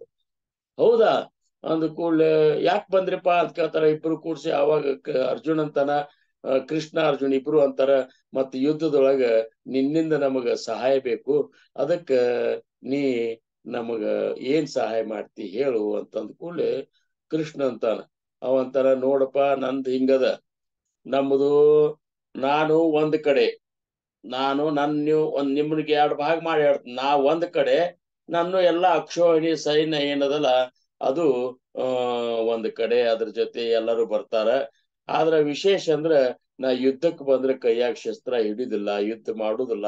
ಬಹಳ ಆದ್ರ ಕೆಲವೊಂದ್ ಏನಪ್ಪಾ ಅಂದ್ರ ವಿಚಾರಗಳನ್ನ, ಸೂಚನೆಗಳನ್ನ ನಿಮಗ್ ಕೊಡ್ಲಿಕ್ಕೆ ಸಾಧ್ಯದ. ಇಷ್ಟ್ರ ಹೊರತಾಗಿ ನಾ ಏನೂ ಮಾಡುದಿಲ್ಲ. ಇದ್ರ ಮೇಲೆ ನಿಮ್ ಮರ್ಜಿ, ಯಾರು ಆರಿಸ್ಕೋತೀರಿ ಆರಿಸ್ಕೋರು ಅಂದ ಕೂಡ್ಲೆ, ಯಾರು ಆರಿಸ್ಕೋತೀರಿಪ್ಪ ಅಂದ ಕೂಡ್ಲೆ ಇವಂತಾನ, ಎಲ್ಲಿ ಇವ ಅರ್ಜುನ ಅಕ್ಷೋಹಿಣಿ ಸೈನ್ಯಗಳನ್ನ ಆರಿಸ್ಕೊಂಡು ಬಿಟ್ಟದ ನಮ್ಗೆ ಸಮಸ್ಯೆ ಆಗ್ತಂತ ಕೃಷ್ಣ, ನಾ ಮೊದಲು ಬಂದನಿ, ಮೊದಲು ನಾ ಆರಿಸ್ಕೋತ್ನಂತಾನ. ಒಳ್ಳೆ ಆರಿಸ್ಕೋಪ ಅಂದ ಕೂಡ್ಲೆ ಅವಂತಾನ, ಕೃಷ್ಣ ನೀ ಏನು ಯುದ್ಧನೂ ಮಾಡುದಿಲ್ಲ, ಏನು ಮಾಡುದಿಲ್ಲ ಅಂದ್ರೆ ನೀನ್ ತಗೊಂಡು ಏನ್ ಮಾಡುದಂತ ನಾವು. ಅದಕ್ಕ ನನಗ ನಿನ್ನ ಎಲ್ಲಾ ಸೈನ್ಯ ಮತ್ತು ಉಳ್ಕಿದ್ದೆಲ್ಲ ನನಗ ನೀನು ಕೊಟ್ಟು ಬಿಡು ಯುದ್ಧಕ್ಕೆ ಅಂದ ಕೂಡಲೇ ತಥಾಸ್ತು ಅಂತಾನ. ಆಗಲಿಪ್ಪ ಅಂತಾನ. ಅರ್ಜುನ ಆನಂದ ಪಟ್ಟುಕೋತಾರ ಒಳಗಿಂದೊಳಗೆ ಮನಸ್ಸಿನಾಗ. ಅವಾಗ ತಕ್ಕಿರ್ತದ ಎಲ್ಲಿ ಕೃಷ್ಣನ ಕೇಳಿದ್ರ ಏನ್ ಗತಿ ಅಂತ ಅರ್ಜುನ ಏನ್ ಮಾಡ್ತಾನೆ. ಯಾಕ ಪಾದ ಸೇವನ ಭಕ್ತಿ ಮಾಡಿದವ ಅಂತಾನ. ಭಗವಂತ ಒಬ್ಬ ಇದ್ದದ್ರ ಮುಗಿತಿ. ಎಲ್ಲಿ ಭಗವಂತ ಇದ್ದಾನ ಅಲ್ಲಿ ಯಶ ಇದ್ದೇ ಇರ್ತದ. ಭಗವಂತನ ಬಿಟ್ಟು ನಮಗೆ ನಾವು ಯುದ್ಧ ಮಾಡ್ಲಿ ಬಿಡ್ಲಿ, ಅವ ಅಖಿಲಾಂಡ ಕೋಟಿ ಬ್ರಹ್ಮಾಂಡದ ನಾಯಕನೇ ಇರುವ ಹೊತ್ನ್ಯಾಗ ನನಗ ಎಲ್ಲಿ ನನ್ನ ಕೈ ಜಾರಿ ಹೋಗ್ತಾನೆ ಕೃಷ್ಣ ಅಂತಿದ್ದೆ. ಬಾ ಚಲೋ ಆತಂತೇಳಿ ಮನಸ್ಸಿನಾಗೆ ಆನಂದ ಪಟ್ಕೋತಾನ.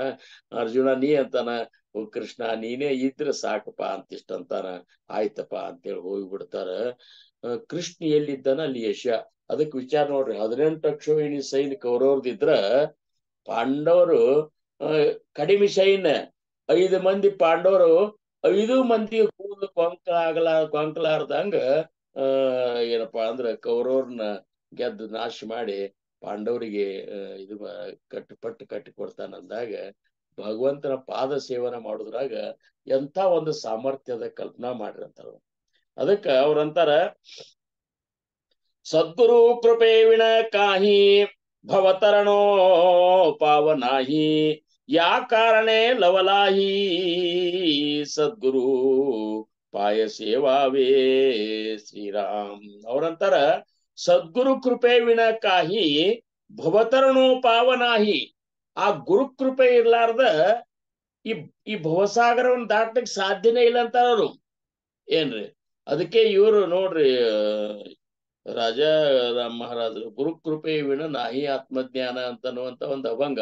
ಅದು ವಾಸ್ತವಿಕವಾಗಿ ಅದು ಸಮರ್ಥ ರಾಮದಾಸ್ ಮಹಾರಾಜ್ ಇರ್ತದನೋ ಅಥವಾ ಸದ್ಗುರು ರಾಜಾರಾಮ್ ಮಹಾರಾಜ್ ಇರ್ತದೋ ಅನ್ನುವಂಥದ್ದು ಬಹಳಷ್ಟು ಇನ್ನ ಕನ್ಫ್ಯೂಷನ್ ಆಗಿದೆ. ಯಾಕಂದ್ರೆ ರಾಜಾರಾಮ್ ಮಹಾರಾಜರು ಯಾವುದೇ ಅಭಂಗ ನೋಡಿದ್ರು ಅಲ್ಲೇ ಅಭಂಗನೊಳಗೆ ಚಿದಂಬರ ಅನ್ನುವಂತ ನಾಮ್ ಬರ್ಲಾರ್ದ ಯಾವ ಅಭಂಗ ಇಲ್ಲ. ಇಬ್ಬರು ಕೊನೆಗೆ ಅಂಕಿತ ನಾಮ್ ದಾಸನೇ ಅದ, ದಾಸಮಣೆನೇ ಅದ. ಅದಕ್ಕ ಇದ್ರಾಗ ಇಲ್ಲ.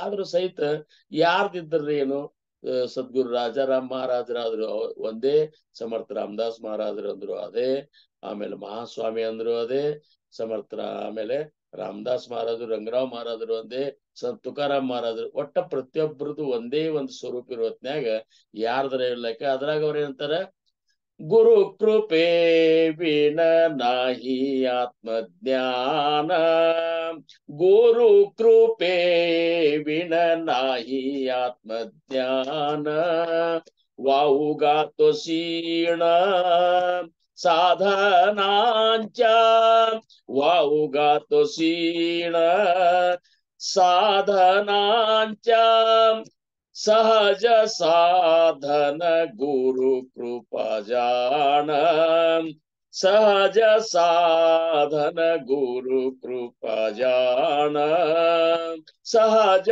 साधन गुरु कृपा जान, जीवांचे कल्याण तेणे होय, जीवांचे कल्याण तेणे होय, जीवांचे कल्याण तेणे होय, तेणे होय, सहज साधन गुरु कृपे जान, गुरु माता पिता गुरुची दैवता, गुरु मुक्तिदाता ऐसे मानी, गुरु मुक्तिदाता ऐसे मानी, गुरु कृपे बिन नाही आत्मज्ञान, गुरु सेवा विन जाऊने दीक्षण, तेणे तो प्रसन्न दास म्हणे, तेणे तो प्रसन्न दास म्हणे, गुरु कृपे विन नाही ಆತ್ಮಜ್ಞಾನ. ವಾವುಗಾತೋ ಸೀಣ ಸಾಧನ, ಬೇಕಾದ ಸಾಧನ ಮಾಡ. ಗುರು ಕೃಪಾ ಅನ್ನುವಂಥದ್ದು ಬಹಳ ಮುಖ್ಯದ. ಅದಕ್ಕೆ ಅವ್ರಂದ್ರು, ಸದ್ಗುರು ಕೃಪೆ ವಿನ ಕಾಹಿ ಭವತರುಣೋ ಪಾವನಾಯಿ, क्या कारणे लवलाही सद्गुरु पाय ಸೇವಾವೇ ಶ್ರೀರಾಮ್ ಶ್ರೀರಾಮ್. ಅದ್ರ ಸಂಬಂಧ ನೀವು ಸದ್ಗುರುವಿನ ಒಂದು ಪಾದ ಸೇವನ ಭಕ್ತಿಯನ್ನು ಮಾಡ್ರಿ ಅಂತ ಹೇಳ್ತಾರ. ಸದ್ವಸ್ತು ಧಾಕವಿ ಸದ್ಗುರು ಸಕಲ ಸಾರಾಸಾರ ವಿಚಾರು, ಪರಬ್ರಹ್ಮಚ ನಿರ್ಧಾರು ಅಂತರಿ ಬಾಣೆ ಶ್ರೀರಾಮ್. 5ನೇ ಹೇಳ್ತಾರ, ಸದ್ವಸ್ತು ಧಾಕವಿ ಸದ್ಗುರು. ಸದ್ವಸ್ತು ಅಂದ್ರೆ ಏನು? ಆ ಪರಬ್ರಹ್ಮನ ಒಂದ ಸ್ವರೂಪ ಅನುಭವ ಅದೇನದ, ಅದಕ್ಕೆ ಪರಬ್ರಹ್ಮನಿಗೆ ಸದ್ವಸ್ತು ಅಂತಾರೆ. ಸತ್ವಸ್ತು ಸಚ್ಚಿತ್ ಆನಂದ ವಸ್ತು ಏನದಲ್ಲ ಅದು ಪರಬ್ರಹ್ಮ, ವಿಮಲ ಬ್ರಹ್ಮ, ನಿರ್ಗುಣ ಬ್ರಹ್ಮ, ಆ ನಿರ್ವಿಕಾರ ಬ್ರಹ್ಮ. ಆ ವಸ್ತುವನ್ನ ಧಾಕವಿ ಸದ್ಗುರು. ಆ ವಸ್ತುವನ್ನು ಯಾರಾದ್ರೂ ತೋರಿಸ್ತಿದ್ರ ಅದು ಕೇವಲ ಸದ್ಗುರುನಾಥ ಮಾತ್ರ ತೋರಿಸ್ಲಿಕ್ಕೆ ಸಾಧ್ಯದ ಅಂತ. ಅಂದ್ರ ಸದ್ಗುರುವಿನ ಪ್ರಾಮುಖ್ಯತೆ ಎಷ್ಟದ ಈ ಜೀವನದೊಳಗ ಅನ್ನುವಂತಹದ್ದನ್ನ ನಾವು ಈ ಒಂದು ಸಮಾಜದಿಂದ ತಿಳ್ಕೋಬೇಕು. ಯಾಕಂದ್ರ ಅವ್ರಂತಾರ ಸದ್ಗುರುವಿನ ಪಾದ ಸೇವನ ಮಾಡ, ಮತ್ತೆ ಯಾರದರೆ ಪಾದ ಸೇವನ ಮಾಡಂದಿಲ್ಲ ಅವ್ರು. ಯಾಕಂದ್ರ ಸದ್ಗುರುವಿನ ಒಂದು ಸ್ಥಿತಿನೇ ಅಂತಹದ್ದದ. ಪರಬ್ರಹ್ಮನ ಸ್ಥಿತಿ ಅನ್ನುವಂತ ಅಧ್ಯಯನದ, ವಿಮಲ ಬ್ರಹ್ಮನ ಒಂದು ಸ್ಥಿತಿ ಅನ್ನುವಂತ ಅಧ್ಯಯನದ, ನಿರ್ವಿಕಾರ ಬ್ರಹ್ಮನ ಒಂದು ಸ್ಥಿತಿ ಏನದ, ಇವೆಲ್ಲ ಈ ಸೃಷ್ಟಿಯ ಬ್ರಹ್ಮ ವಿಷ್ಣು ಮಹೇಶ್ವರರ ಈ ಮಹೇಶ್ವರ ಯಾರಿಂದ ಉತ್ಪತ್ತಿ ಆಗ್ಯಾರ, ಆ ನಿರ್ವಿಕಾರ ಪರಬ್ರಹ್ಮ ಏನಿತ್ತಲ್ಲ ಅವನೇ ಅದೇ ಸದ್ಗುರುವಿನ ಸ್ವರೂಪದ. ಇದು ತಿಳ್ಕೋ ಸಂಬಂಧ ಅದೇ ಆ ಮಹಾಸ್ವಾಮಿಯ ಸ್ವರೂಪದ. ಇದು ತಿಳ್ಕೋದೆ ಭಕ್ತಿಯ ಒಂದು ನಿಜವಾದ ಗುಹ್ಯ ಮರ್ಮ ಅಂತಂತಾರ. ಇದು ಗುರುಗಮ್ಯ ಮಾರ್ಗ. ಇದು ಗುರುಗಮ್ಯ ಮಾರ್ಗ ಅಂತಾರೆ ಇದಕ್ಕ. ಅಂದ್ರೇನು, ಸದ್ಗುರು ಮುಖೇನ ಮಾತ್ರ ಇದ್ರದ್ದು ನಮಗ ಅನುಭವ ಆಗ್ತದಂತ ಅವ್ರಂತಾರ. ಯಾಕಾರಣ ಸದ್ವಸ್ತು ಕವಿ ಸದ್ಗುರು ಸಕಲ ಸಾರಾಸಾರ ವಿಚಾರ, ಸಾರ ಮತ್ತು ಅಸಾರದ ವಿಂಗಡಣೆ ಮಾಡಿ ಅಂತ ತೋರ್ಸಾವಿತ್ತಲ್ಲ ಅವು ಸದ್ಗುರು. ಈ ಕಣ್ಣಿಗೆ ಕಾಣಿಸುವಂತ ವಸ್ತು ವಿಷಯದೊಳಗ ಯಾವುದು ಸಾರ, ಯಾವುದು ಅಸಾರ, ಅಸಾರ ಮತ್ತು ಸಾರ, ಸಾರ ಅಸಾರ ಇವೆರಡನ್ನ ವಿಂಗಡಣೆ ಮಾಡಿ ನಮಗ ಅದನ್ನ ಕಲ್ಪನಾ ಮಾಡಿಕೊಟ್ಟ ಅದನ್ನ ಖಾತ್ರಿ ಮಾಡಿಕೊಡವ ಯಾರಿದ್ರ ಅವ್ ಸದ್ಗುರುನಾಥ.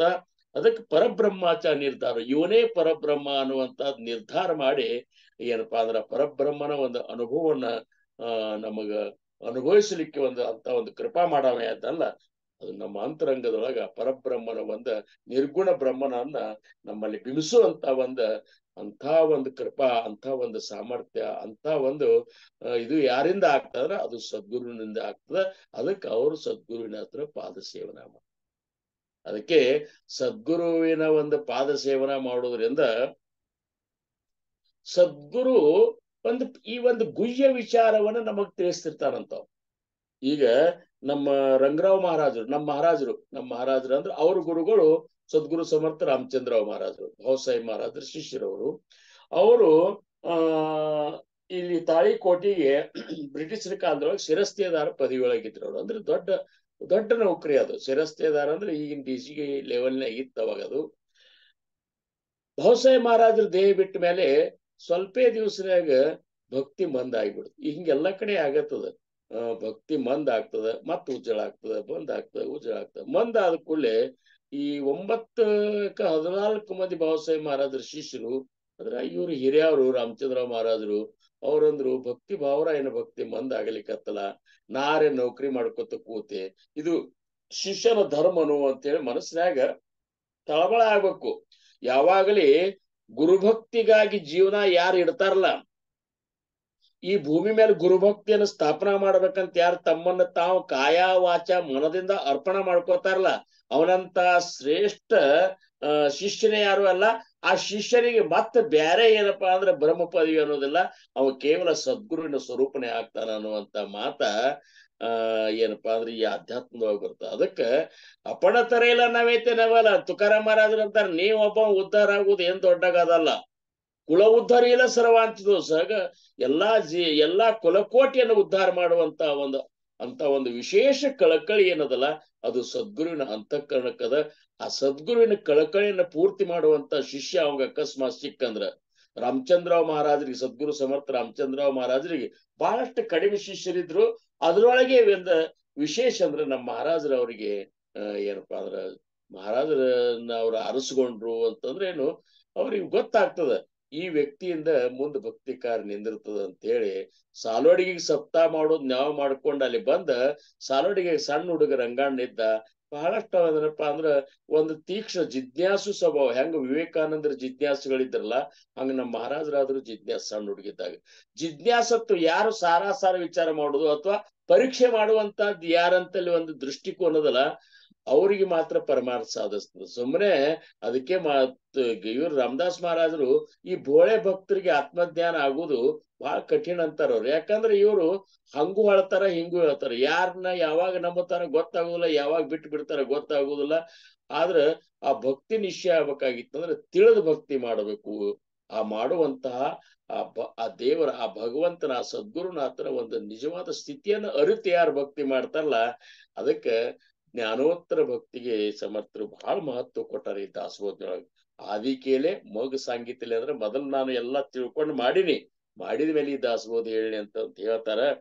ಹಂಗ ನಮ್ಮ ಮಹಾರಾಜರು 1919 ಅವರಿಗೆ ಲಗ್ನ ಆತು. 1915-16 ಅವರಿಗೆ ರಾಮಚಂದ್ರರಾವ್ ಮಹಾರಾಜರು ಸಾಲೋಡಿಗೊಳಗೆ ಸಣ್ಣ ಹುಡ್ರಿ ಕೈ ಉಪದೇಶ ಕೊಟ್ಟ ಮೇಲೆ ಏನ್ ಪರಿವರ್ತನ ಇವ್ರಂತಲ್ಲಿ ಒಮ್ಮೆ ಆಗಿಬಿಡ್ತಂದ್ರ ಸಣ್ಣ ಹುಡುಗಗ. ತಂದೆ ತಾಯಿ ಇಬ್ರು ಇದ್ದಿದ್ದಲ್ಲ. ಕಾಕ ಒಂದ್ ರೀತಿ ಒಂದ್ ನಮೂನಿ ಏನಪ್ಪಾ ಅಂದ್ರ ಅವ್ರಿಗ ಈ ಕುಲಕರ್ಣಿಕೆ ನಡೆಸ್ಕೊಂಡು ಹೋಗೋರು 7 ಕುಲಕರ್ಣಿಕೆ ಇತ್ತು, ಕೋರ್ಟ ಕಚೇರಿ ಅನ್ಕೊತ ಹೋಗೋರು ಅವರು. ಅದು ಇವ್ರಿಗೆ ಸೇರ್ತಿದ್ದಿಲ್ಲ. ಅವ್ರಿಗೇನು ಇವ್ರು ದತ್ತಕ್ ತಗೊಂಡಿದ್ರು ನಮ್ಮ ಮಹಾರಾಜರನ್ನ. ಇವನು ನನಗತೆ ಕೋರ್ಟ ಕಚೇರಿ ಒಳಗ ಅಡ್ಡಾಡ್ಸ್ಬೇಕು, ಇವನು ಒಳಗೆ ಏನಪ್ಪಾ ಅಂದ್ರೆ ನನಗತೆ 4 ಮಂದಿ ಹೊಗಳಂಗ್ ಮಾಡ್ಬೇಕು ಅಂತೇಳಿ ಅವಂದು. ಇದು ಅವ್ರಿಗೆ ಸೇರಿಕಿದ್ದಿಲ್ಲ.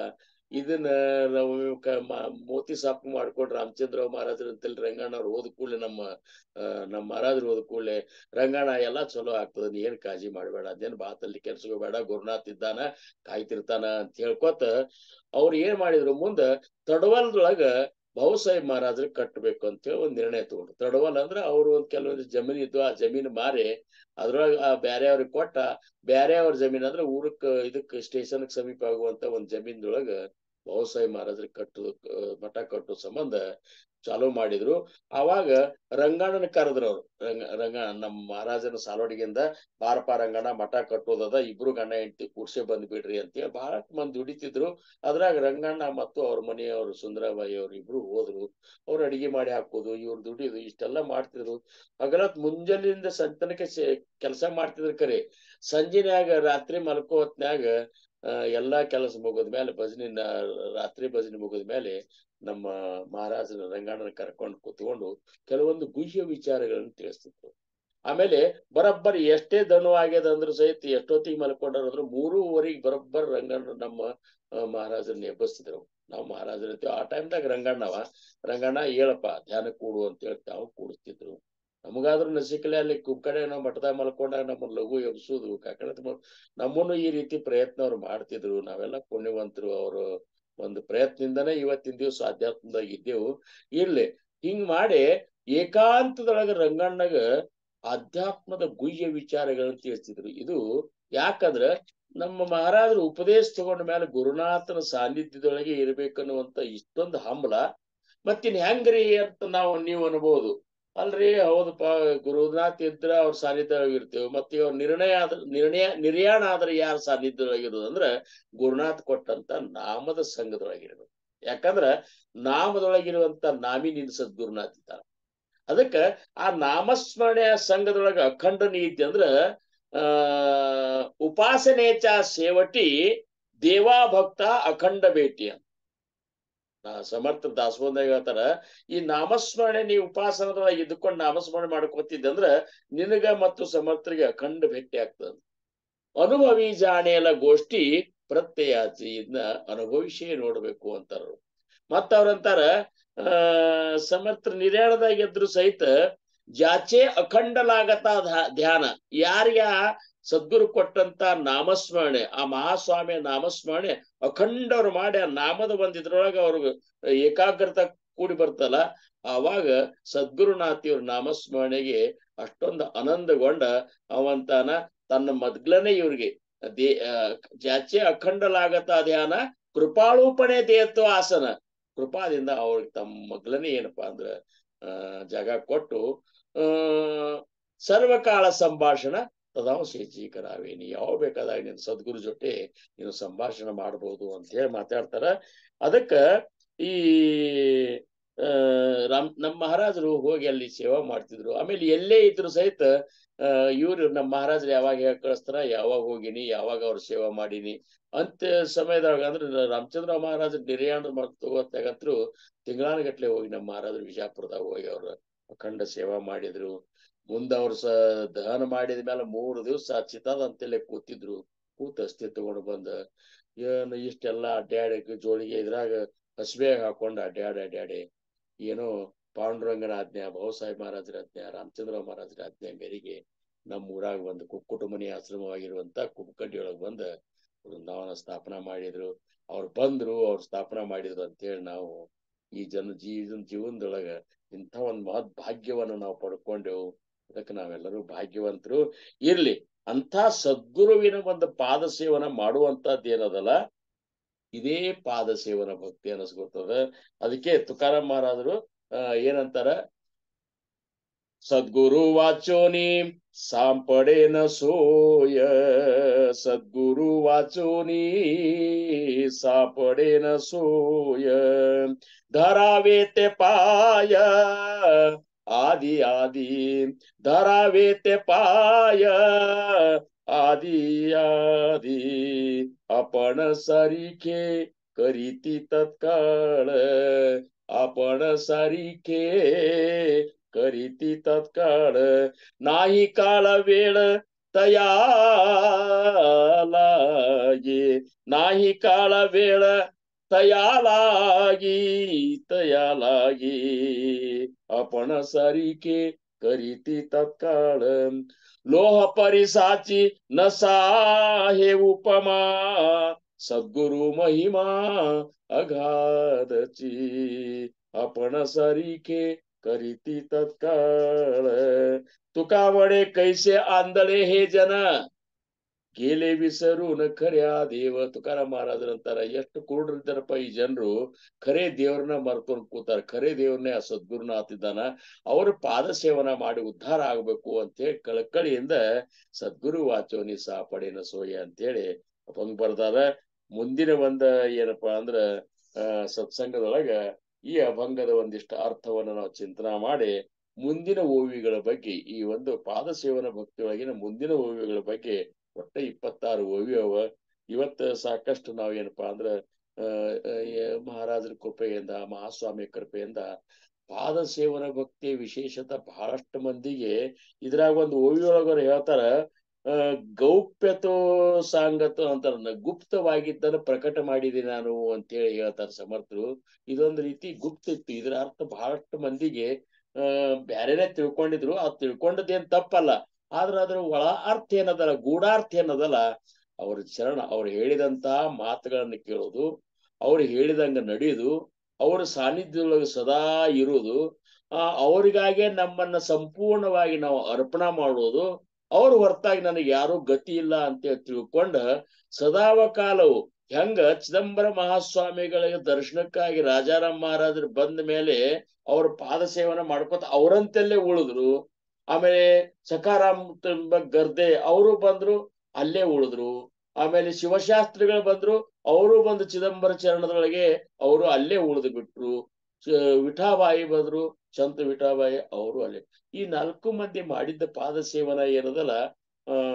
ಅದು ಯಾಕಂದ್ರೆ ಚಿದಂಬರ ನಾಮದ ಒಂದು ಸದಾ ಅನುಸಂಧಾನದ ಇರುವುದೇ ಸದ್ಗುರುವಿನ ಮಹಾಸ್ವಾಮಿ ಪಾದ ಸೇವನ ಇದ್ದಂಗ ಹಂಗ ಅಂತ ಪಾದ ಸೇವನೆಯ ಭಕ್ತಿಯನ್ನು ಮಾಡಿ ಅವರೆಲ್ಲರೂ ಉದ್ಧಾರ ಆದ್ರು ಜಗತ್ತಿನ ಉದ್ಧಾರಕ್ಕೆ ಕಾರಣ ಆದ್ರು ಹಿಂಗ ಯಾರ್ಯಾರು ಸದ್ಗುರುವಿನ ಒಂದು ಅನನ್ಯ ದಾಸತ್ವವನ್ನು ವಹಿಸಿ ಅನನ್ಯ ಸೇವೆಯನ್ನ ಮಾಡಿ ಅವ್ರು ಹೇಳಿದಂಗ ಏನಪ್ಪಾ ಅದು ಆಜ್ಞಾ ಪ್ರಮಾಣ ಅಂತ ತಿಳ್ಕೊಂಡು ಯಾರು ನಡೆದಾರಲ್ಲ ಅವರೆಲ್ಲರೂ ಪಾದ ಸೇವನ ಭಕ್ತಿಯೊಳಗೆ ನಿಶ್ಚೀಮರನ್ನು ತಿಳ್ಕೊಂಡು ಅವ್ರಿಗೆ ಸದ್ಗತಿ ಅನ್ನುವಂಥದ್ದು ಏನಪ್ಪಾ ಅಂದ್ರೆ ಕಟ್ಟಿಟ್ಟ ಬುತ್ತಿ ಅದಕ್ಕೆ ಅಂತ ಒಂದು ಸದ್ಗತಿ ಸಂಬಂಧ ನಮ್ಮ ಸದ್ಗತಿ ಸಂಬಂಧ ಈ ಪರಮಾರ್ಥದೊಳಗ ನಮಗೇನು ಸದ್ಗುರುಗಳು ಸಿಕ್ಕಾರಲ್ಲ ಇದು ದೊಡ್ಡ ಮಹದ್ ಭಾಗ್ಯ ನಮಗ ಅವ್ರು ಸಿಕ್ಕಾರ ಅಂದಾಗ ಅವ್ರು ಹೇಳಿದಂಗೆ ಕೇಳ್ಕೊಂಡು ಅವರ ಒಂದು ಅನನ್ಯ ಶಿಷ್ಯರಾಗಿ ಅವರ ಏನಪ್ಪಾ ಅಂದ್ರೆ ಕೃಪೆಗಾಗಿ ನಾವು ಜೀವನ ತೆಗಿಯೋನು ಆ ಮಹಾಸ್ವಾಮಿ ಕೃಪೆ ಸದ್ಗುರು ಸಮರ್ಥ ರಂಗರಾವ್ ಮಹಾರಾಜರ ಕೃಪೆ ಸಮರ್ಥ ರಾಮದಾಸ್ ಮಹಾರಾಜರ ಒಂದು ಕೃಪಾ ನಿಮಗ ಎಲ್ಲರ ಮೇಲೆಯೂ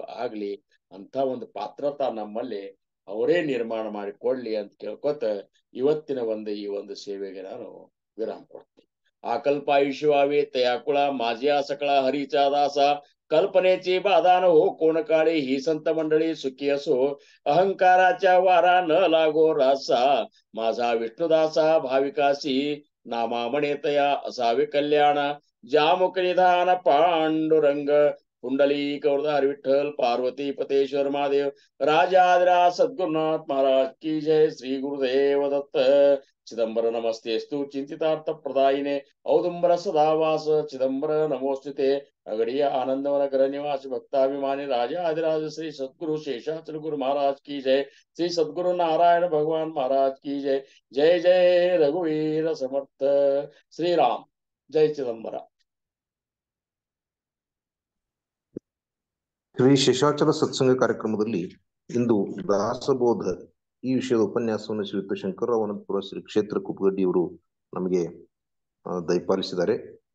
ಇಲ್ಲಿ ವಿಶೇಷವಾಗಿ ಸದ್ಗುರುಗಳ ಮಹತ್ವವನ್ನ ಸಾಕಷ್ಟು ರೀತಿಯಲ್ಲಿ ಉದಾಹರಣೆಗಳನ್ನ ನೀಡ್ತಾ ಈ ಒಂದು ದಾಸಬೋಧದ ವಿಚಾರಗಳನ್ನು ತಿಳಿಸಿದ್ದಾರೆ. ಇವತ್ತಿನ ವಿಶೇಷನೂ ಕೂಡ ನಾವು ದಿನಪತ್ರಿಕೆಯಲ್ಲಿ ನೋಡಿದ್ರೆ ಸದ್ಗುರು ಆಗಿರ್ತಕ್ಕಂಥ ಜಗ್ಗಿ ವಾಸುದೇವ್ ಅಂತಕ್ಕಂಥವ್ರ ಹುಟ್ಟು ಹಬ್ಬ ಇವತ್ತು, ಜನ್ಮದಿನ ಇದೆ. ಇವರೊಬ್ಬ ಧಾರ್ಮಿಕ ಮತ್ತು ಆಧ್ಯಾತ್ಮಿಕ ಗುರುಗಳಾಗಿ ಜಗ್ಗಿ ವಾಸುದೇವ್ ಅವರು ಸೆಪ್ಟೆಂಬರ್ 3, 1957 ಮೈಸೂರಿನಲ್ಲಿ ಜನಿಸ್ತಾರೆ. ಈಶಾ ಫೌಂಡೇಶನ್ ಮುಖಾಂತರವಾಗಿ ಆಶ್ರಮ, ಯೋಗ ಕೇಂದ್ರ, ಪರಿಸರ ಸಂರಕ್ಷಣೆ, ಶೈಕ್ಷಣಿಕ ಮತ್ತು ಆಧ್ಯಾತ್ಮಿಕ ಚಟುವಟಿಕೆಗಳಲ್ಲಿ ತೊಡಗಿಕೊಂಡಿರ್ತಕ್ಕಂಥ ಶ್ರೀಯುತರು ಕೊಯಮತ್ತೂರು ಮತ್ತು ಚಿಕ್ಕಬಳ್ಳಾಪುರದಲ್ಲಿ ನಿರ್ಮಾಣ ಮಾಡಿರ್ತಕ್ಕಂಥ ಬೃಹತ್ ಆದಿಯೋಗಿ ವಿಗ್ರಹ ಜಗತ್ತಿನಾದ್ಯಂತ ಭಕ್ತರು ಮತ್ತು ಪ್ರವಾಸಿಗರನ್ನ ಆಕರ್ಷಿಸುವಂತ ಒಂದು ಶ್ರೇಷ್ಠತಮವಾಗಿರ್ತಕ್ಕಂಥ ಕೆಲಸವನ್ನ ಜಗ್ಗಿ ವಾಸುದೇವರವರು ಮಾಡಿದ್ದಾರೆ. ಅಂತಹ ಸದ್ಗುರುಗಳು ಇವತ್ತು ಕೂಡ ಇದ್ದಾರೆ ಅಂತಕ್ಕಂತಹ ವಿಚಾರವನ್ನು ಈ ಸಂದರ್ಭದಲ್ಲಿ ಪ್ರಸ್ತುತಪಡಿಸ್ತಾ, ಬಹಳಷ್ಟು ಇದರಲ್ಲಿ ಒಂದು ವಾದ ಇದೆ. ಗುರುವಿಗೆ, ಸದ್ಗುರುವಿಗೆ ಮೊದಲಿದ್ದಷ್ಟು ಬೆಲೆ ಈಗಿಲ್ಲ ಅಂತಕ್ಕಂತಹ ಒಂದು ಲೌಕಿಕ ವಿಚಾರಗಳನ್ನ ನಾವು ಕಂಡುಕೊಂಡ್ರೆ ಅದು ಶುದ್ಧ ತಪ್ಪು ಅಂತಕ್ಕಂಥದ್ದು ನಮ್ಮ ಭಾವನೆ. ಯಾಕೆ ಅಂತ ಹೇಳಿದ್ರೆ ಕಾಲ ಬದಲಾವಣೆ ಆಗಿಲ್ಲ, ಕಾಲದಲ್ಲಿರ್ತಕ್ಕಂಥ ನಮ್ಮ ಮನಸ್ಸುಗಳು ಮಾತ್ರ ಬದಲಾವಣೆ ಆಗಿವೆ. ಎಲ್ಲವೂ ಕೂಡ ಒಳ್ಳೆ ರೀತಿಯಿಂದ ನೋಡ್ತಕ್ಕಂಥ ಭಾವನೆ ಇತ್ತು ಅಂತ ಹೇಳಿದ್ರೆ ಅದು ಒಳ್ಳೆ ರೀತಿಯಿಂದನೇ ಕಾಣುತ್ತದೆ ಅಂತಕ್ಕಂಥ ವಿಚಾರ. ಅದಕ್ಕೆ ಒಂದು ವಿಚಾರವನ್ನು ಒಬ್ರು ಹೇಳ್ತಾರ, ಹಿಂದಿನ ಕಾಲದಲ್ಲಿ ಮುಂದೆ ಒಂದು ಗುರಿ ಇರುತ್ತಿತ್ತು, ಹಿಂದೆ ಒಬ್ಬ ಗುರು ಇದ್ದ, ಸಾಗುತ್ತಿತ್ತು ಧೀರರ ದಂಡು ಅಂತ. ಈಗ ಒಂದು ಗುರಿನೂ ಇಲ್ಲ, ಹಿಂದೆ ಒಬ್ಬ ಗುರುವೂ ಇಲ್ಲ, ಸಾಗುತ್ತಿದೆ ಹೇಡಿಗಳ ಹಿಂಡು ಅಂತಕ್ಕಂಥ ಒಂದು ವಿಚಾರ ಬರ್ತದೆ. ಸೊ ಆ ದೃಷ್ಟಿಯಲ್ಲಿ ನಾವು ಉತ್ತಮವಾಗಿರ್ತಕ್ಕಂಥ ಗುರಿ ಇಟ್ಕೊಂಡು ಒಬ್ಬ ಸದ್ಗುರುವನ್ನ ನಾವು ಆಧಾರವಾಗಿ ಇಟ್ಕೊಂಡು ನಮ್ಮ ಜೀವನವನ್ನು ಸಾಗಿಸಿದಾಗ ನಮ್ಮ ಜೀವನ ಧೀರರ ದಂಡಿನಂತೆ ಸಾಗ್ತದೆ ವಿನಃ ಈ ಇಲ್ಲದೆ ಇತ್ತು ಅಂತ ಹೇಳಿದ್ರೆ ಅದು ಹೇಡಿಗಳ ಹಿಂಡಿನಂತೆ ಸಾಗ್ತದೆ ಅಂತಕ್ಕಂಥ ವಿಚಾರವನ್ನ ಪೂರಕವಾಗಿ ಈ ಸಂದರ್ಭದಲ್ಲಿ ತಿಳಿಸ್ತಾ, ಈ ತರದ ಅನೇಕ ದೃಷ್ಟಾಂತಗಳನ್ನ, ಉದಾಹರಣೆಗಳನ್ನ ಶ್ರೀಯುತರು ಈ ದಿನದ ಉಪನ್ಯಾಸದಲ್ಲಿ ನಮಗೆ ದಯಪಾಲಿಸಿದ್ದಾರೆ. ಅಂತಹ ಶ್ರೀಯುತ ಶಂಕರವನಂತಪುರ ಶ್ರೀ ಕ್ಷೇತ್ರ ಕುಬ್ಬಡ್ಡಿ ಅವರಿಗೆ ನಾವು ಅನಂತ ಕೋಟಿ ದೀರ್ಘದಂಡ ನಮಸ್ಕಾರಗಳನ್ನು ಈ ಸಂದರ್ಭದಲ್ಲಿ ಸಲ್ಲಿಸ್ತಾ, ಪಾಲ್ಗೊಂಡಿರ್ತಕ್ಕಂಥ ಎಲ್ಲ ಶ್ರೋತೃಗಳು ಕೂಡ ಅಭಿನಂದನೆಗಳನ್ನು ಸಲ್ಲಿಸಿ ಇಂದಿನ ಶ್ರೀ ಶೇಷಾಚಲ ಸತ್ಸಂಗ ಕಾರ್ಯಕ್ರಮವನ್ನ ಇಲ್ಲಿಗೆ ಸುಸಂಪನ್ನಗೊಳಿಸ್ತಾ ಇದ್ದೇವೆ. ಔದುಂಬರ ನಿವಾಸಿ ಭಕ್ತಾಭಿಮಾನಿ ರಾಜಾಧಿರಾಜ ಸದ್ಗುರು ಶ್ರೀ ಶಿವಚಂದ್ರೇಶ್ವರ ಮಹಾರಾಜ್ ಕಿ ಜೈ. ಆನಂದವನ ಅಗ್ರಹಾರ ನಿವಾಸಿ ಭಕ್ತಾಭಿಮಾನಿ ಶ್ರೀ ಶೇಷಾಚಲ ಸದ್ಗುರು ಮಹಾರಾಜ್ ಕಿ ಜೈ. ಜೈ ಜೈ ರಘುವೀರ ಸಮರ್ಥ. ಶ್ರೀ ಕೃಷ್ಣಾರ್ಪಣಮಸ್ತು.